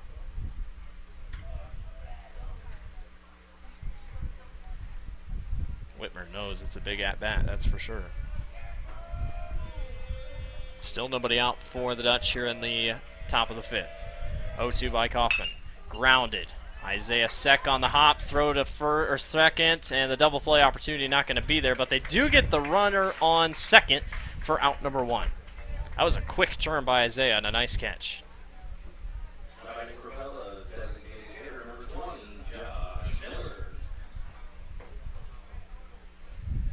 It's Josh Miller now up to bat. We always say it every time, but for us doing the live stream for so many years, you get used to the names. You watch them grow up. You see all these kids come through. Josh, one of the common names. Also Ryan Mace, played quarterback for the Dutch. Get to know all these kids. And technically, well, we started doing the live stream my sophomore year, so yeah, I've gone through a full cycle of a freshman going from a senior. Man, that's crazy.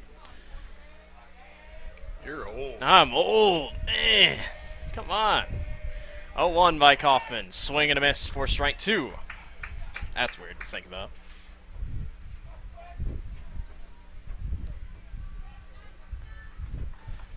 I was back in my 40s when we started this. Oh, man. 0-2, throw back to first, not in time. This place will erupt if one person gets tagged out. Not gonna happen. Not going to happen. Dave says it's not going to happen. Yeah, both teams have been pretty on top of it so far this evening. 0-2. Oh, man. Just outside, ball 1. I say, oh, man, because that's been a close call all night long.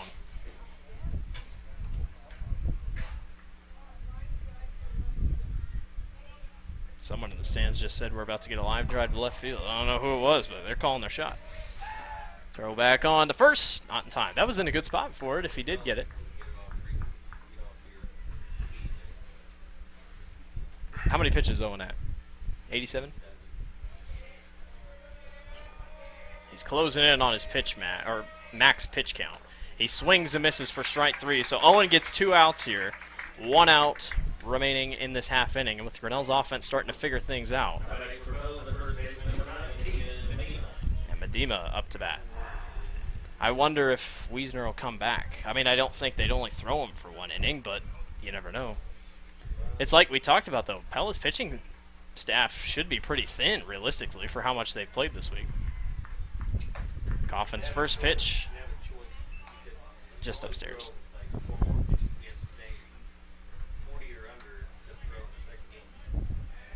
Yeah, pitch. I mean, Pella's going to have some pitching decisions here all night long, that's for sure. Playing in their 5th game of the week. Again, misses on the throwback to first.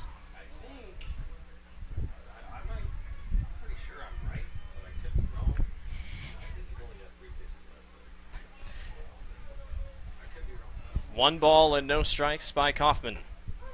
That one just about the same exact spot, but it's in there for strike 1.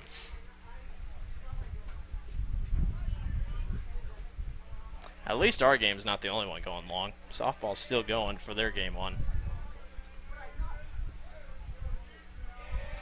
2 outs, runner still on first, and you know that because Grinnell keeps going back to it.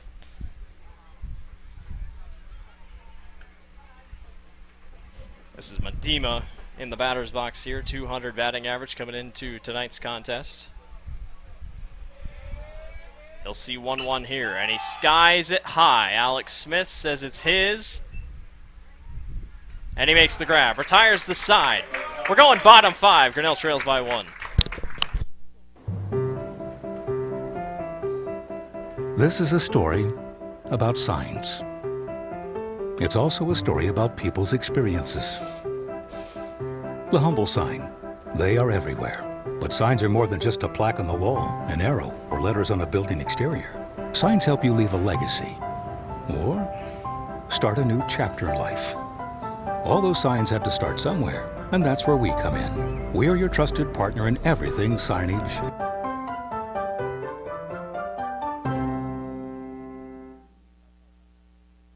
Tomorrow. Some fear the uncertainty it brings. Some trust the promise it holds.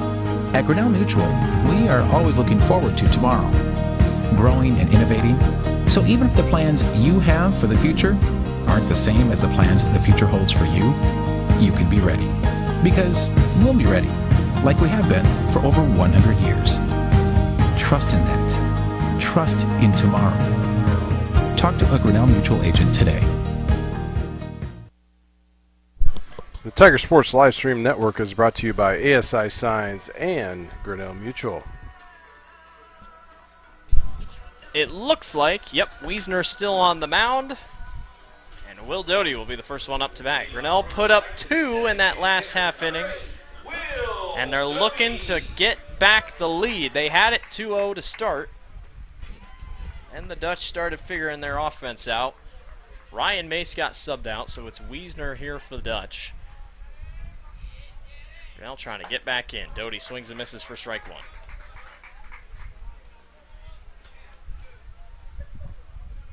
Owen Kaufman on deck for the Tigers. He struck out last time. Doty watches that one in there again. Strike two, so Wiesner ahead.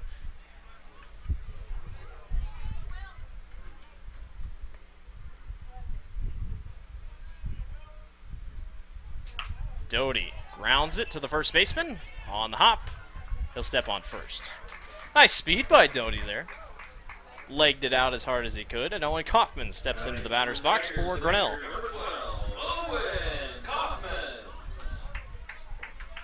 Owen going to try to get out of his mind the strikeout with the bases loaded there last time. Luckily, Grinnell's been able to pick him up here. I assume he's most likely done pitching, but you never know. Wiesner's first pitch to him. Got him, strike one. When Owen gets a hold of one, it's probably going pretty far. He fouls that one. Almost looked like it hit his hands. Owen on the season, though. 9 strikeouts, but a .344 batting average. He does have one triple, his first ever career triple earlier in the season. And I think Grinnell just beat Pella on this softball side, but I'm not sure. I just heard a lot of screaming. 0-2. Kaufman waited on it for ball one. We thought wasp would be a problem, but it's flies in here somewhat. It's supposed to rain later. Is it really? 1-2. In the dirt, good take by Owen. Given how long this game's taken, you might see that. I guess I didn't know it was supposed to rain. I thought our chance. I'd hope we don't go to 11 o'clock at night. 2-2. Kaufman sends it to right. What did I say? If he gets a hold of it, he's got a ton of power, and he gets on for a single. And number 12 is on base with just one out. Brady Stewart up to bat here for the Tigers. Brady Stewart. Update. Grinnell is leading 7-0 over the Dutch. Finish it. Dave says finish it to the softball team. That one's sent to deep left by Stewart, and the center fielder doesn't have to move much. He catches it for out number 2.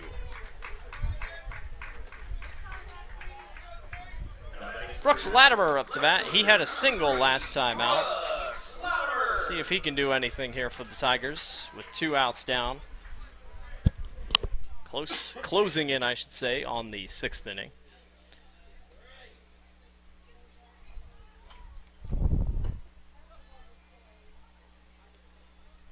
First pitch, Latimer swings and misses for strike one. I'm interested to see if Wiesner goes the distance here, but yeah, most likely you'd want him to go the distance, especially with your pitching staff. 0-1, that's sent to left, right over top of the shortstop's head, and Grinnell's got a runner on first and second with 2 outs. And Braden Blackford steps into the batter's box. So once again, both teams, I mean, Grinnell's hitting well. They got 7 hits. It's just getting stuck on base and just trying to finish. That's the problem Grinnell's got right now. Braden has a chance to really help Grinnell here with a runner on first and second. First pitch he sees, outside for strike one.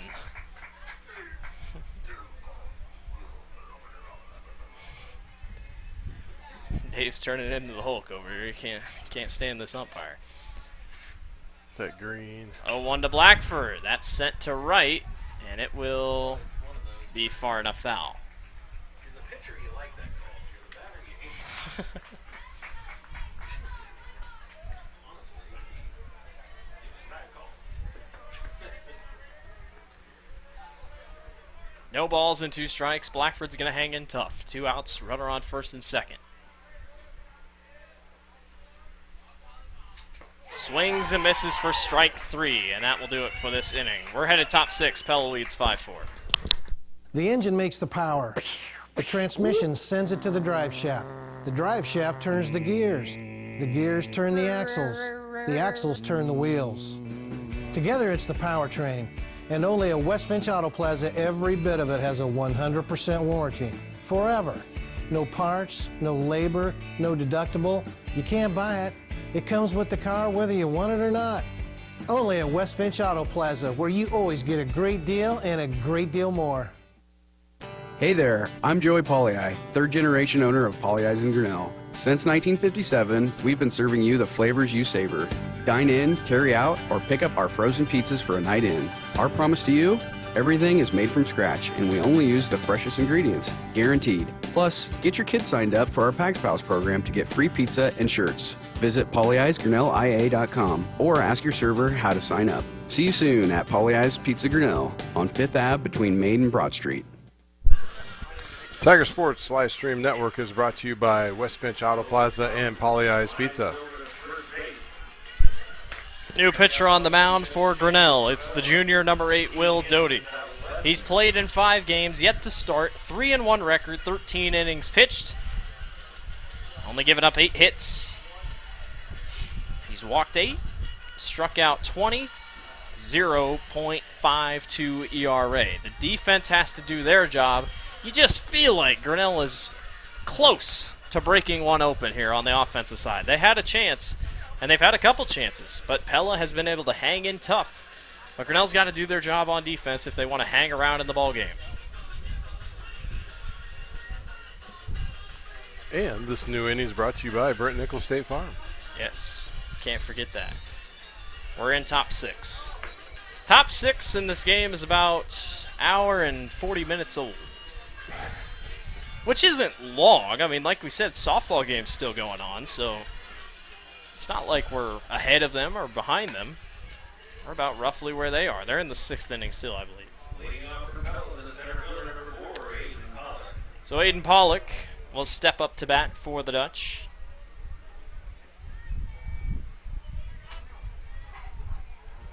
Pollock, a 400 hitter on the season coming into tonight's matchup. Trying to give his Dutch a little bit of a breathing room, if you call it that. Dutch only with 4 hits. Grinnell has 7. In there for strike 1. Doty has good break on his pitches. That's one of the things that Pella's going to have to keep an eye out for.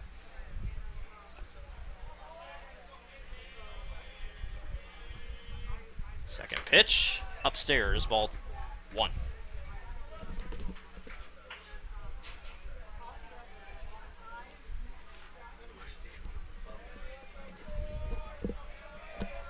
One by Doty. Misses off the bait or off of Cole Johnson's leg. It's 2 balls and 1 strike.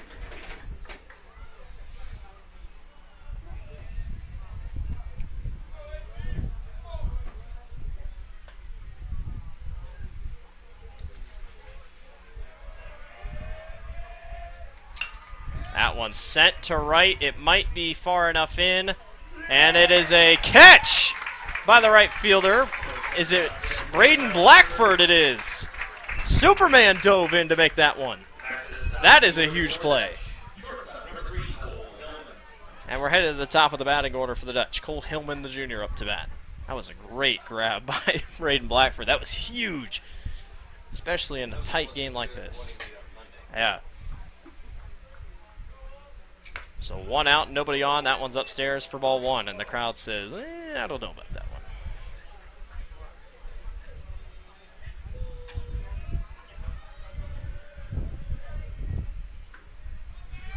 1-0. Down low, 2-0. Remember, double headers, so this next game will be coming up about 20-25 minutes after this one. So my guess, roughly, would be 8 o'clock is when the next one would start. But you never know. That one's popped. Doty can't make the grab, and safe on first. Great effort by Will, though, to try to make the grab.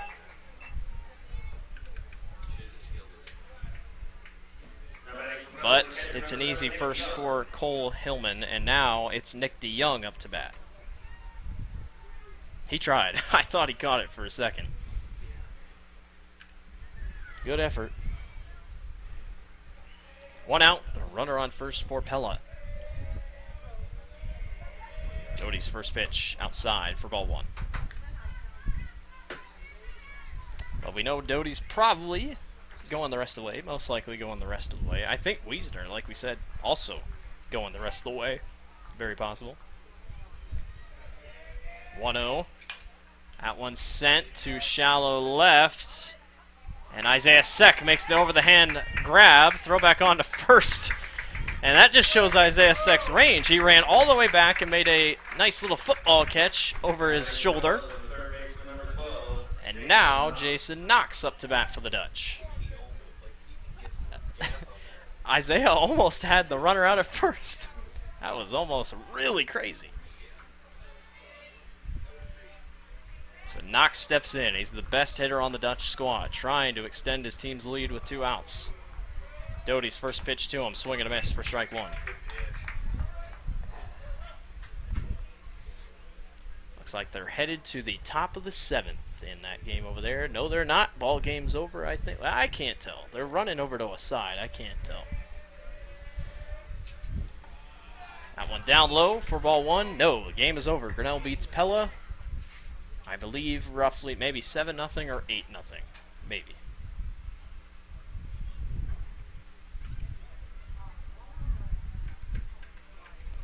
Doty sets in, 1 ball and 1 strike.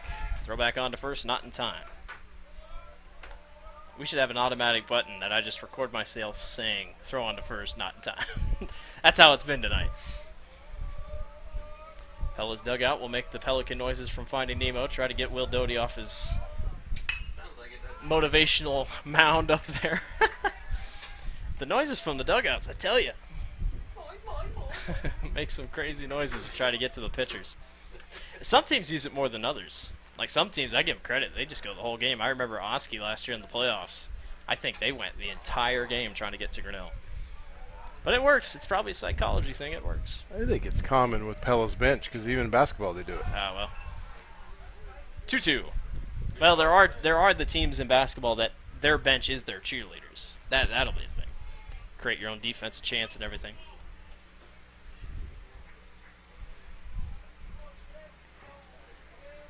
Obviously, that was a big game. Pella and Grinnell in the regional sub-state final for basketball. The Dutch took down Grinnell at Oskaloosa. And despite the loss, I mean, that was a crazy game. Good game on both sides. 3-2, it'll be a full count to Knox.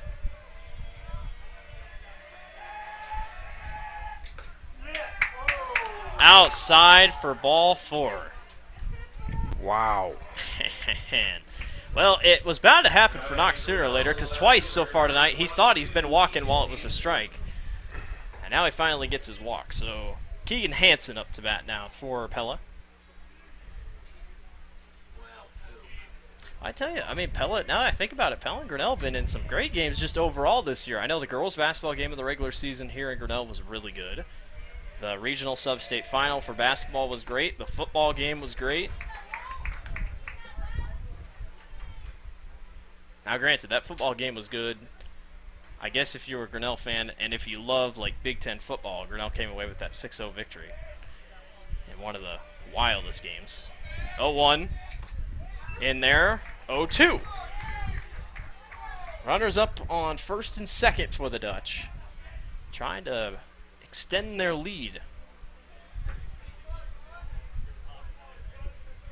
5-4. It's the guys in green in the lead. 0-2. Hot foul. I had a good break on it. The Van Compernals are just the place to be if you want to catch a foul ball. They've caught 2 already over there on that softball side. No balls and 2 strikes. Grinnell will try again. Doty. Got him. Strike 3. Sedberg's fired up. We're headed bottom 6. Grinnell trails 4-5. There are a lot of great reasons to make Medicap Pharmacy in Grinnell your pharmacy. Hi, this is Jennifer Stallman, and if you are like me, you have a busy schedule. So why wait around to get a prescription filled? At Medicap Pharmacy, we can call or text you when your prescriptions are ready. It's a free service that is available on request for any of our customers. Of course, we also have a convenient drive-thru, free weekday deliveries, and free mail-outs as well. Just another great reason to make Medicap Pharmacy your pharmacy on Highway 6 West, Grinnell. Grasshoppers, turtles, polar bears, and chunky monkeys? The Dairy Barn, located at 1810 6th Avenue in Grinnell, is not your typical barnyard.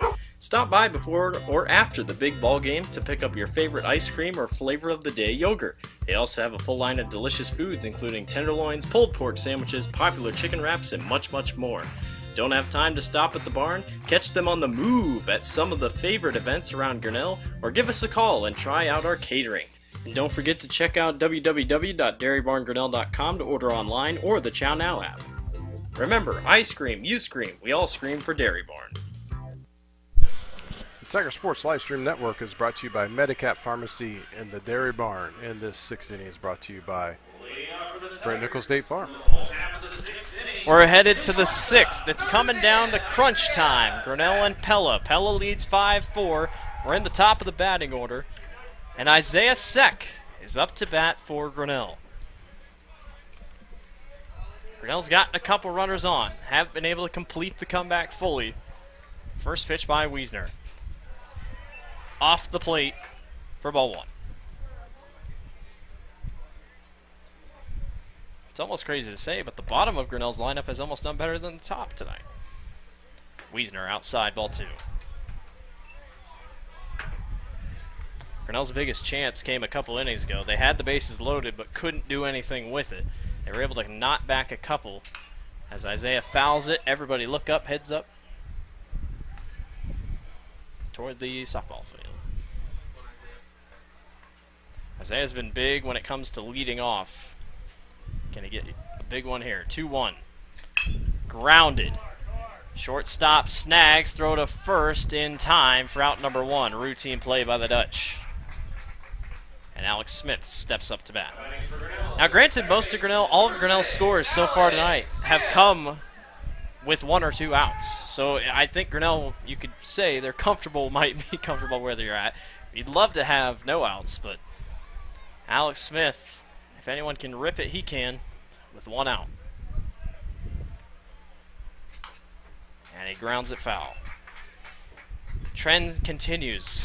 If it's a good pitch, Grinnell just hasn't been able to get the right square to it. A lot of fouls for Grinnell on pretty good pitches, it seems like. Dutch are staying in front. 0-1. Low, ball one. A couple times tonight, that's been a strike.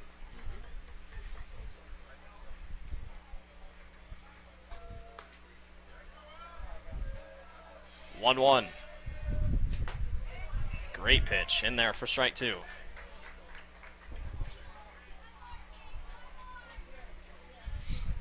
In two of the three meetings last year between these two teams, the score was just 1 point as Alex fouls again back. Dutch won both those games, 3-2, 3-2, and then Grinnell won 5-2 in the last and third and last meeting of the year. 1-2 to Alex Smith. Wiesner starting to settle in. He goes outside. How about that grab by the catcher to make sure it didn't go wide? Counts even at 2-2. Outside all the way around, Alex. Yeah, Alex didn't even move. I thought I saw a hair in his neck get hit. Counts even 2-2 with one out, nobody on for Grinnell. Alex skies it high and back foul. It's there. I mean, yeah, it's the pitches are there, it feels like. Just can't quite get it there.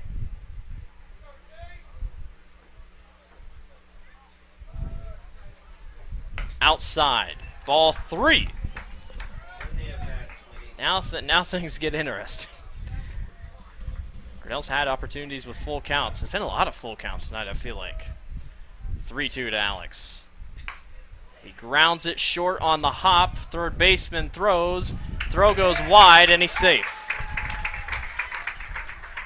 Alex gets on first. Is that an error? Would you count it an error? Yeah. And it is. So third error of the ball game for the Dutch. And now Colin Gibson. He struck out last time. Comes up to bat. Wiesner was the one that struck him out. So Wiesner's got to have a little bit of confidence here as number 7 sits into the batter's box. Now batting for Grinnell, the third baseman, number 7, Colin couple times tonight, Grinnell's been really close to just breaking this thing, not open, but at least having a chance to tie or take the lead. And with Colin Gibson up to bat, Grinnell has a nice chance if he can get a hold of one. First pitch to him, in the dirt for ball one. It was a nice grab by the third baseman by the Dutch, just the throw was a little off target to the first baseman. He had to come off the bag.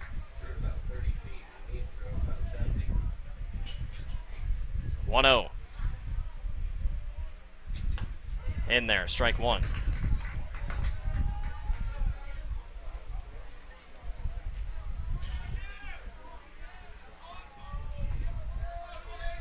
Alex Smith is the runner on first for the Tigers with just one out. It's a 1-ball, 1 strike to Gibson. That one catches the zone for strike two. I tell you, Wiesner's been in tough positions, but besides giving up those 2 runs, he's been really good in high pressure moments, it feels like. And with 1 ball and 2 strikes, he's got a chance to sit down Gibson. And Gibson fouls it.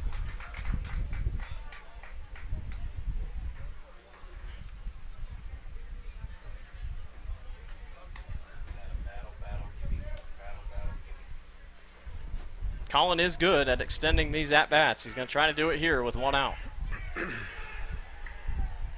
1-2. Fouled again. So many fouls.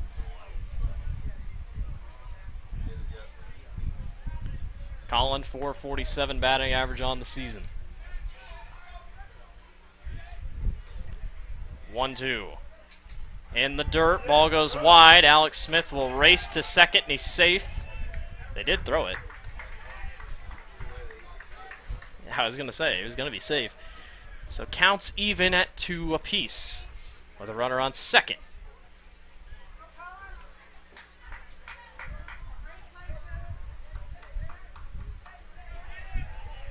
Two by Wiesner. Grounded to the second baseman. He can't hang on to it, and he's laid in, and we're safe at the corners. That was the shortstop. That was number 3, Cole Hillman. He just couldn't grab it. And now, with 1 out, runners are at the corners for Cole Johnson. And we've talked about moments like this before. Grinnell's been close. You got another chance right here. Yeah, just 1 out. That's another crucial thing. Even just a pop fly could bring him home. Johnson settles in. 270 batting average. Runners at the corners for the Tigers. First pitch by Wiesner. Caught the zone for strike 1. Wiesner loves that outside corner, I can tell you that. And he's hugging it.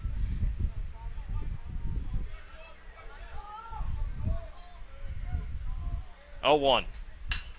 That's sent to deep center. It should be enough. Runner tags, and we are tied. 5-5. Grinnell has come back and tied it. Gibson stayed on first, obviously. And with 2 outs, Will Doty will come up to bat. You talk about a huge play there by Cole Johnson. That was a big one. We're not at 5-5 with still, or 2 outs, excuse me. Wiesner's first pitch to Doty. Doty sends it to shallow center, and the center fielder makes a great run at it. We're headed to the 7th. We're not at 5-5. Big signs, little signs, ADA, routed, dimensional, digital, environmental graphics, monument, donor and history recognition. We do them all. And more importantly, we work with you to understand what is best for your location, budget, brand, and building code. You don't need to be an expert in design, wayfinding, zoning, materials, installation, or ADA compliance.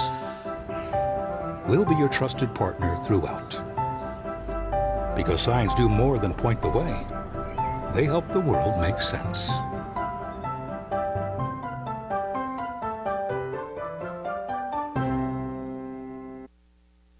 Tomorrow. Some fear the uncertainty it brings. Some trust the promise it holds. At Grinnell Mutual, we are always looking forward to tomorrow. growing and innovating. So even if the plans you have for the future aren't the same as the plans the future holds for you, you can be ready. Because we'll be ready, like we have been for over 100 years. Trust in that. Trust in tomorrow. Talk to a Grinnell Mutual agent today. The Tiger Sports Livestream Network is brought to you by ASI Signs, Grinnell Mutual, and this 7th inning is brought to you by Brent Nichols State Farm. Oh, man. It's only game one.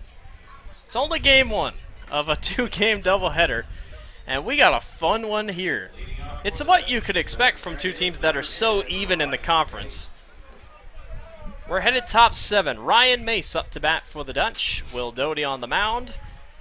Pella going to try to take the lead back from the Tigers, who tied it with a sac fly. And we talk about a big inning. You got one right here. Doty's first pitch to Mace. Swing and a miss. Strike one. No one doesn't get the loss.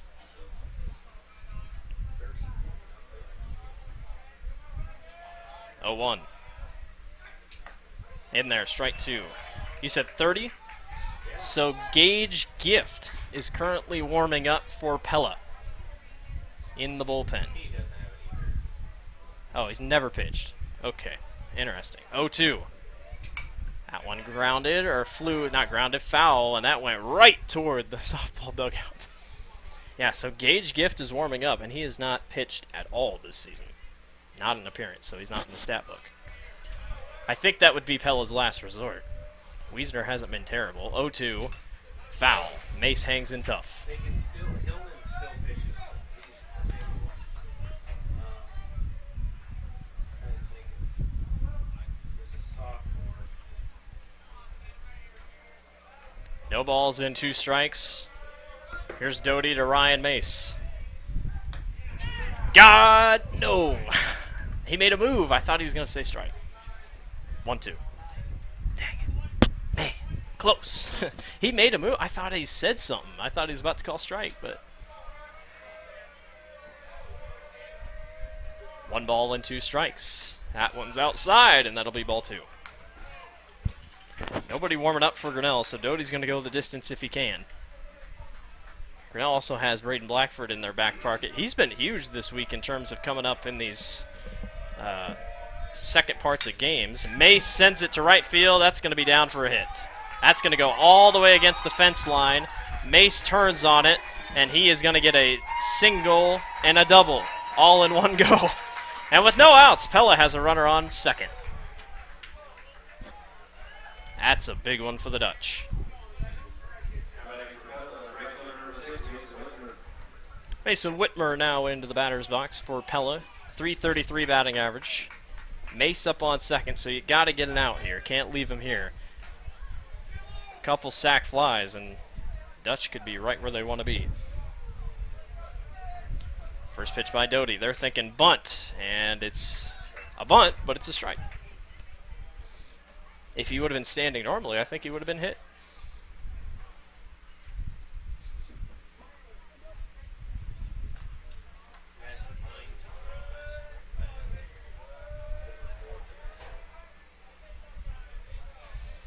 Oh, 1. He tries to square for the bunt again, and Doty steps off.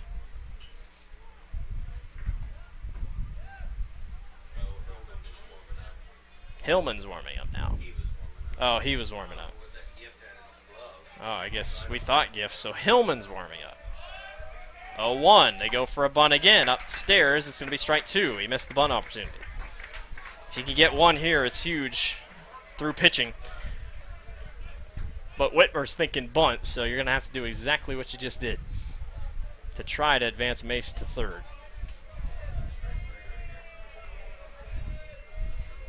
0-2. Outside for ball 1.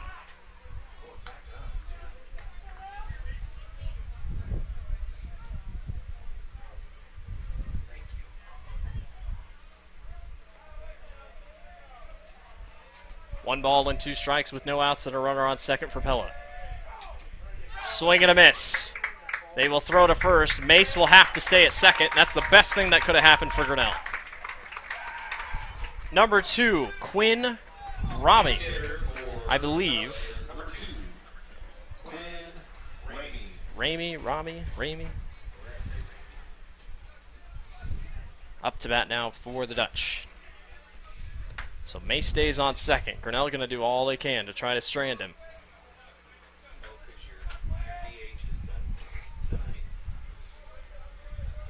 So we'll say Ramey.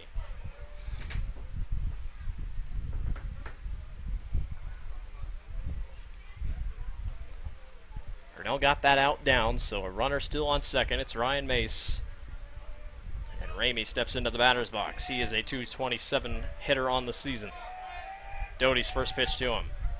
Too low, ball 1.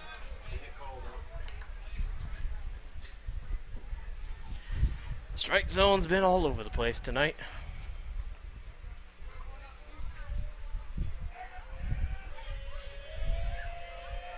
.1-0 by Doty. Down low again, ball 2. And we're going to have a talk here at the mound with Will. See if we can get him settled down a little bit. The whole infield will come in. Coming up after this, 20-25 minutes afterwards, we'll be back for game number 2 of this doubleheader. Which, if we're going at the pace we're going, we'll start at 8:30. Late night of baseball here at Fowler Field. I guess it's Friday, so that's a good thing. I'd just like to have supper. Oh yeah, you haven't eaten yet. That'd be a shame if the concession stand comes in. They're like, we're gonna close it down here for tonight.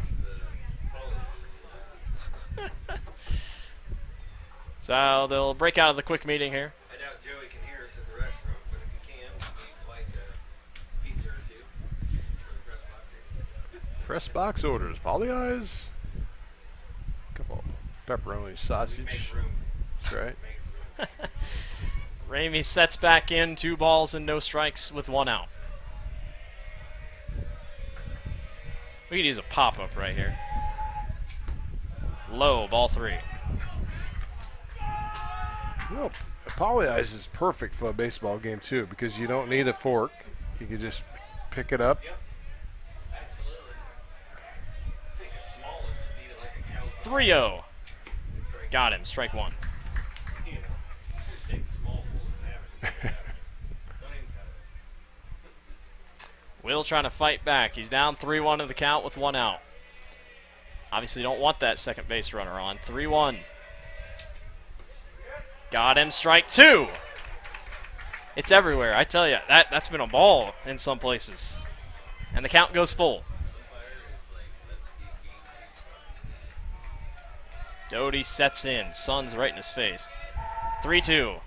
Popped up. It's what Grinnell needed. Isaiah Seck runs back. He calls everybody off. And he makes the grab. Grinnell doing what they need to do. Keeping Mace on second. And number 9, Keegan Medema, steps up to bat.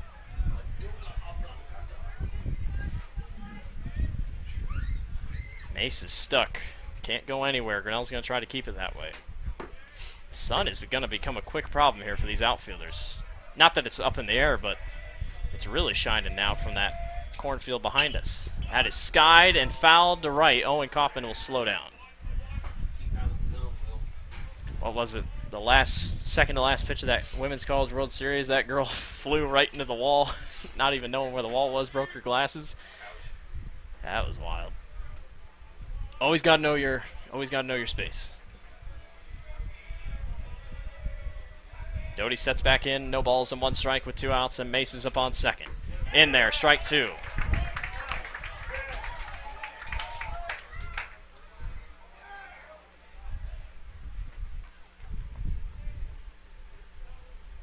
Grinnell trying to send this thing bottom 7 with a tied ball game. No balls, 2 strikes. Doty. Swing and a miss, but the ball went behind, so Pella's going to be able to be safe at the corners. And the Dutch catch a huge break.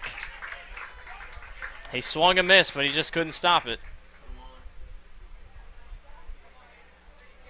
Wow. And do you intentionally walk? No, they won't. Aiden Pollock will step up to bat. It's Cole Hillman up on base, or up on deck. Man, the Dutch caught a break there. That was going to be strike 3, but Johnson went right through his legs. And now Doty has to get back into rhythm with runners at the corners.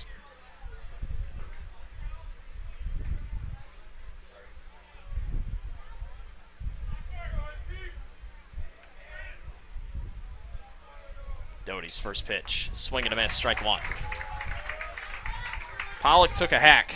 He's 233 on the season. He's got runners at the corners with the chance to give the Dutch the lead here in the top of the 7th. 0-1. In there again, strike 2.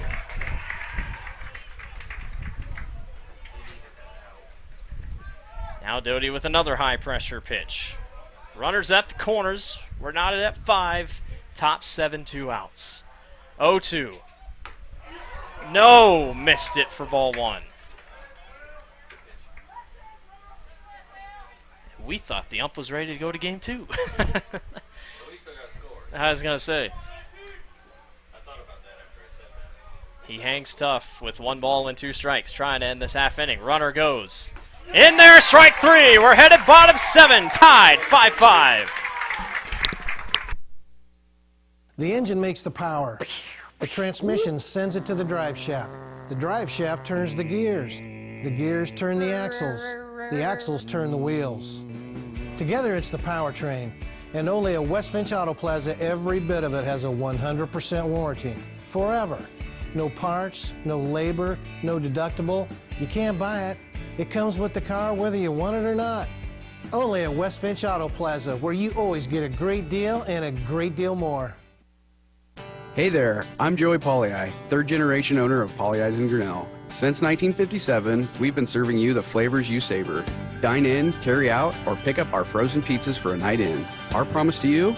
Everything is made from scratch, and we only use the freshest ingredients, guaranteed. Plus, get your kids signed up for our Pags Pals program to get free pizza and shirts. Visit polleisgrinnellia.com or ask your server how to sign up. See you soon at Polley's Pizza Grinnell on 5th Ave between Main and Broad Street. The Tiger Sports Livestream Network is brought to you by West Finch Auto Plaza and Polley's Pizza.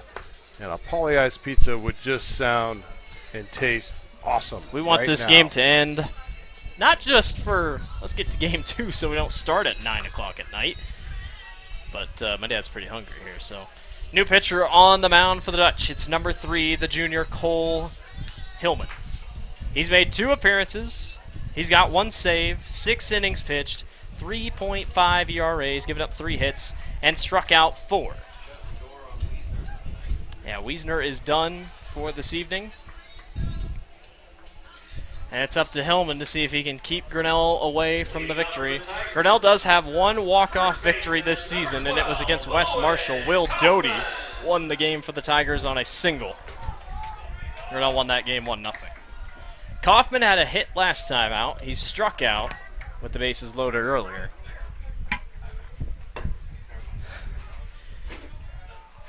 But like I said, if anyone can take it deep, Owen has power to get it done. First pitch to him. Swings and misses for strike 1. Pella's gone through 3 pitchers already this evening. Grinnell just 2. Kaufman watches that one go inside for strike 2.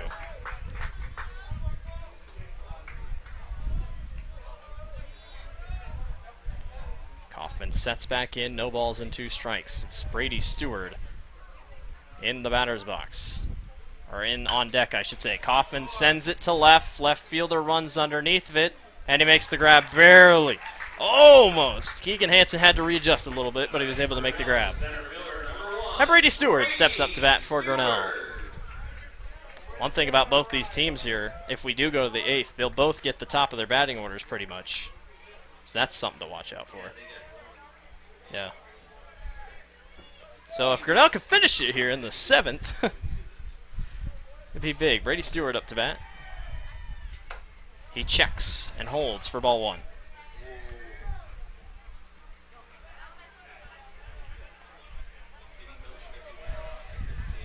I think it was ball 1. 1-0. Outside on the corner. Strike one. I think he went for, so I guess that's makeup call. 1 ball, 1 strike, 1 out, nobody on. That one just off the zone for ball 2.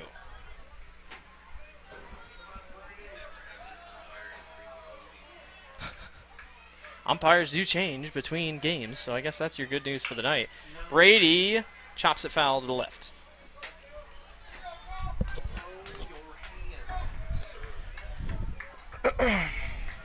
What a game tonight. Two of the top teams in the Little Hawkeye going at it. Grinnell was down 5-2. They've crawled their way back. 2-2. Stewart watches that one go outside for ball 3. And now another full count for a Pella pitcher to a Grinnell hitter. 3-2. Brady skies it. This is going to be a pop-up and should be caught easily. And it is. Grinnell dugout tried to make some noise to get him to drop it, but it's a quick 2 outs down, and Brooks Latimer steps up to bat for Grinnell.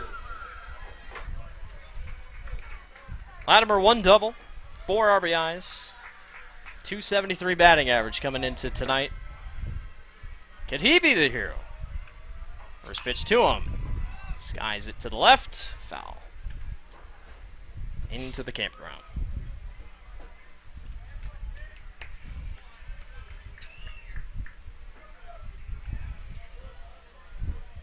Sets back in, 0-1. Fouls again, everybody heads up. Almost to the Van Compernals again. It is very humid. It just got like really humid, I feel like. Oh. 0-2. Swing and a miss, strike 3. 3 up, 3 down. We're headed to the 8th. We're not at 5-5.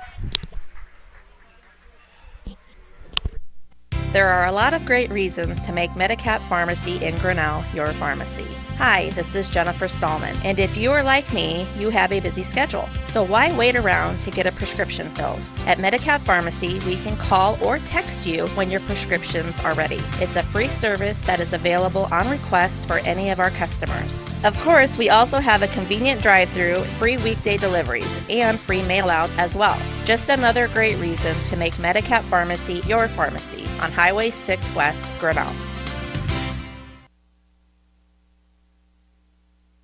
Grasshoppers, turtles, polar bears, and chunky monkeys? The Dairy Barn, located at 1810 6th Avenue in Grinnell, is not your typical barnyard. Stop by before or after the big ball game to pick up your favorite ice cream or flavor of the day yogurt. They also have a full line of delicious foods, including tenderloins, pulled pork sandwiches, popular chicken wraps, and much, much more. Don't have time to stop at the barn? Catch them on the move at some of the favorite events around Grinnell, or give us a call and try out our catering. And don't forget to check out www.dairybarngrinnell.com to order online or the Chow Now app. Remember, I scream, you scream, we all scream for Dairy Barn. Tiger Sports Livestream Network is brought to you by Medicap Pharmacy, the Dairy Barn, and this inning, the 8th inning, is brought to you by Grinnell State Farm. Heard it right, we're headed to extra innings. This is Cole Hillman up to bat, the pitcher now for the Dutch. Will Doty still on the mound. He throws a ball on his first pitch of the 8th. This game has been everything that baseball has to offer except a home run. 1-0. Too low. Ball 2. Dave made a good point. For some reason, it has gotten really humid. Just all of a sudden. And no, we didn't turn our fan down or nothing. It's just really humid. 2-0. Swing and a miss for strike 1. Grinnell's gone to extras once this season and came away with the victory. And I don't believe Pella has gone to extras this year, but I could be wrong. 2-1. Foul back. It's count even at 2-2.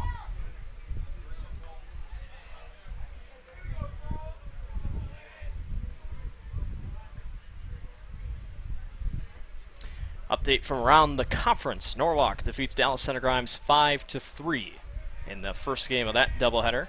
Doubleheaders all across the conference tonight. Fouled again. Indianola taking on Newton, I know, and then that would leave Pella Christian taking on Oskaloosa. Oh yeah, because that softball matchup was going to be really good. 2-2. Outside, ball 3.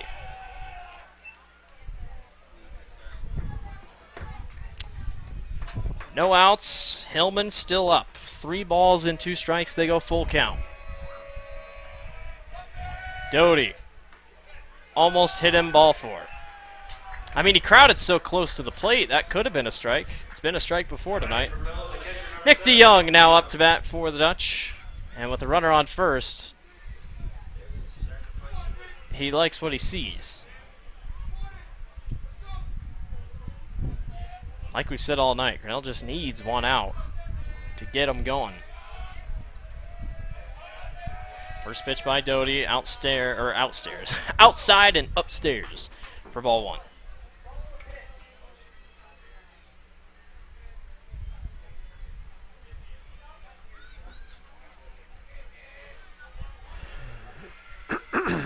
Upcoming 1-0 by Doty with Hillman on first. They try the bunt and back for a foul. Strike 1.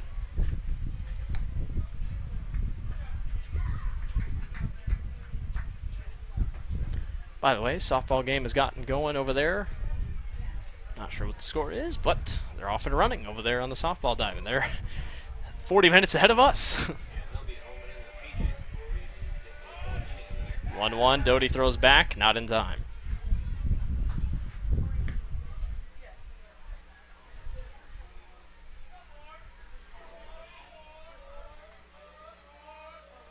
Game started at 5:30. We're well over 2.5 hours into tonight's first game. 1-1. Bunt laid down. Doty picks it up. Throws to first in time for out number 1. He thought about going 2, but Hillman was already halfway there. Good decision. We get an out down. And now Knox steps up to bat for Pella.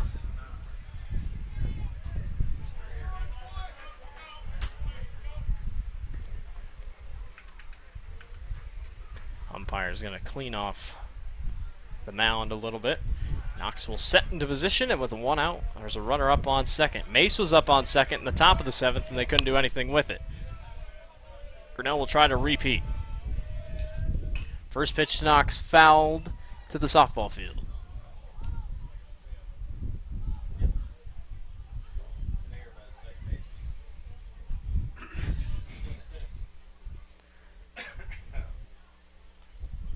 Hillman up on second, no balls and 1 strike. Knox is thinking bunt the entire way.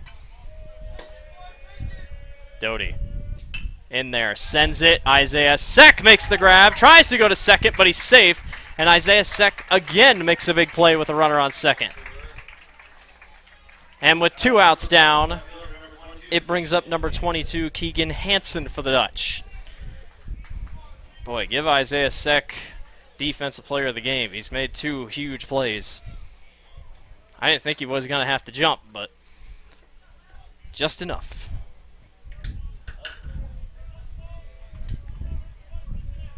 Two outs, runner on second. Hansen up to bat. He watches the first one catch the zone for strike 1.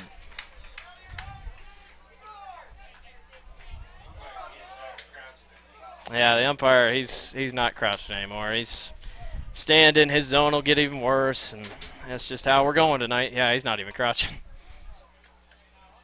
0-1. Outside, good catch by Cole Johnson for ball 1.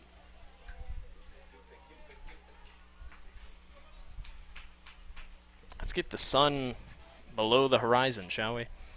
Cool this place off just a little bit. 1-1 for Doty. The runner's up on second. Grinnell has 2 outs. Cracked deep to center. Brady Stewart makes the grab, and we're headed bottom 8. 5-5. We're tied.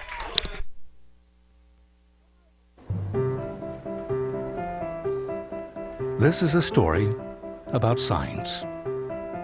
It's also a story about people's experiences. The humble sign. They are everywhere. But signs are more than just a plaque on the wall, an arrow, or letters on a building exterior. Signs help you leave a legacy or start a new chapter in life. All those signs have to start somewhere, and that's where we come in. We're your trusted partner in everything signage.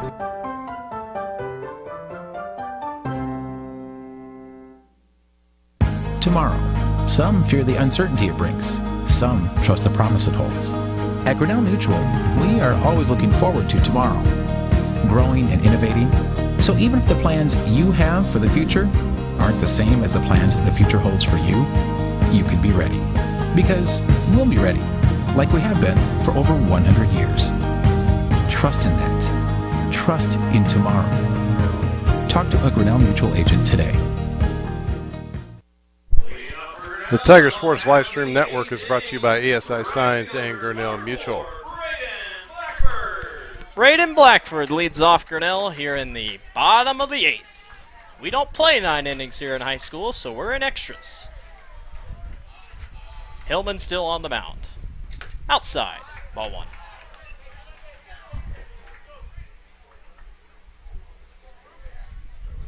Grinnell gets the 9, 1 and 2 batters here coming up. Blackford grounds, and it gets past the third baseman. Shortstop can't make the grab, and Grinnell's got a single. Just what they needed. It almost looked like Knox kind of just nonchalantly thought he would make the play, and it let it scoot right past his mitt.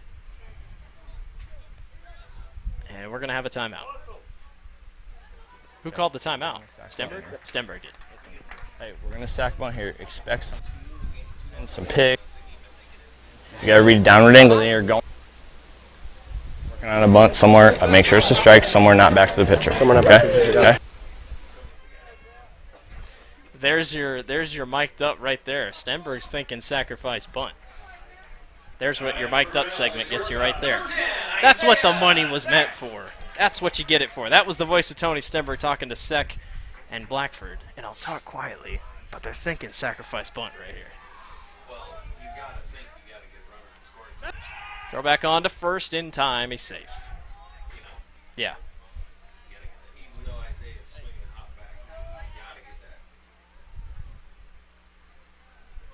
We're going to have to change Tony's batteries. Those things are probably going to be dead soon. Bunt by Isaiah. That's a good bunt. It's going to get Alex Smith to second. The ball goes wide. Everybody runs. To third goes Blackford. He will hold. And Grinnell's got a runner on second and third. The ball goes wide again, and the catcher barely makes the grab, and that could have been catastrophic. A runner will be on second and third for Grinnell with Alex Smith up to bat. Oh my gosh. Alex Smith. The ball, what a bunt by Isaiah. And Blackford turned on it. He could have been, maybe could have been safe, and with no outs. Pella tried to throw back, and even the catcher almost missed it. That would have could have been the most wild ending. They're all coming in. Pella brings everybody in. They're ready for the sacrifice bunt. First pitch to Smith. Swing and a miss. You just need one good hit. Yeah, nobody out. You just need one good hit. There's no infield fly in play right here. Nope, no infield fly. This almost everything is in Grinnell's favor. Just can't lose it. 0-1. Outside, ball 1. I mean, if you're Pella, you put him on. Yeah, I was going to say, might as well walk him. I don't. Because then there's a force, then there's an infield fly, then there's... No plan to walk. It's 1-1, runner on second and third. Outside, catches the zone, strike 1. Or strike 2, excuse me. Hillman's going to try to get this back the hard way. Pella with 5 errors tonight in game number 1. Hillman. Smith in the dirt. Ball 2. I give Alex credit. I think any other person would be swinging for the fences right here, just thinking, let's end it. But yeah, that's true. They're sitting. I mean, if he gets a strong enough hit, he can really push this thing out here. 2-2. Almost hit him, ball 3. And Pella, even though they might not want to, could just walk him. Because then you get the force out opportunity. Full count, 3 balls and 2 strikes to Alex Smith. Down low, ball 4. The bases are loaded, and Colin Gibson will step up to bat for Grinnell. A chance to win it.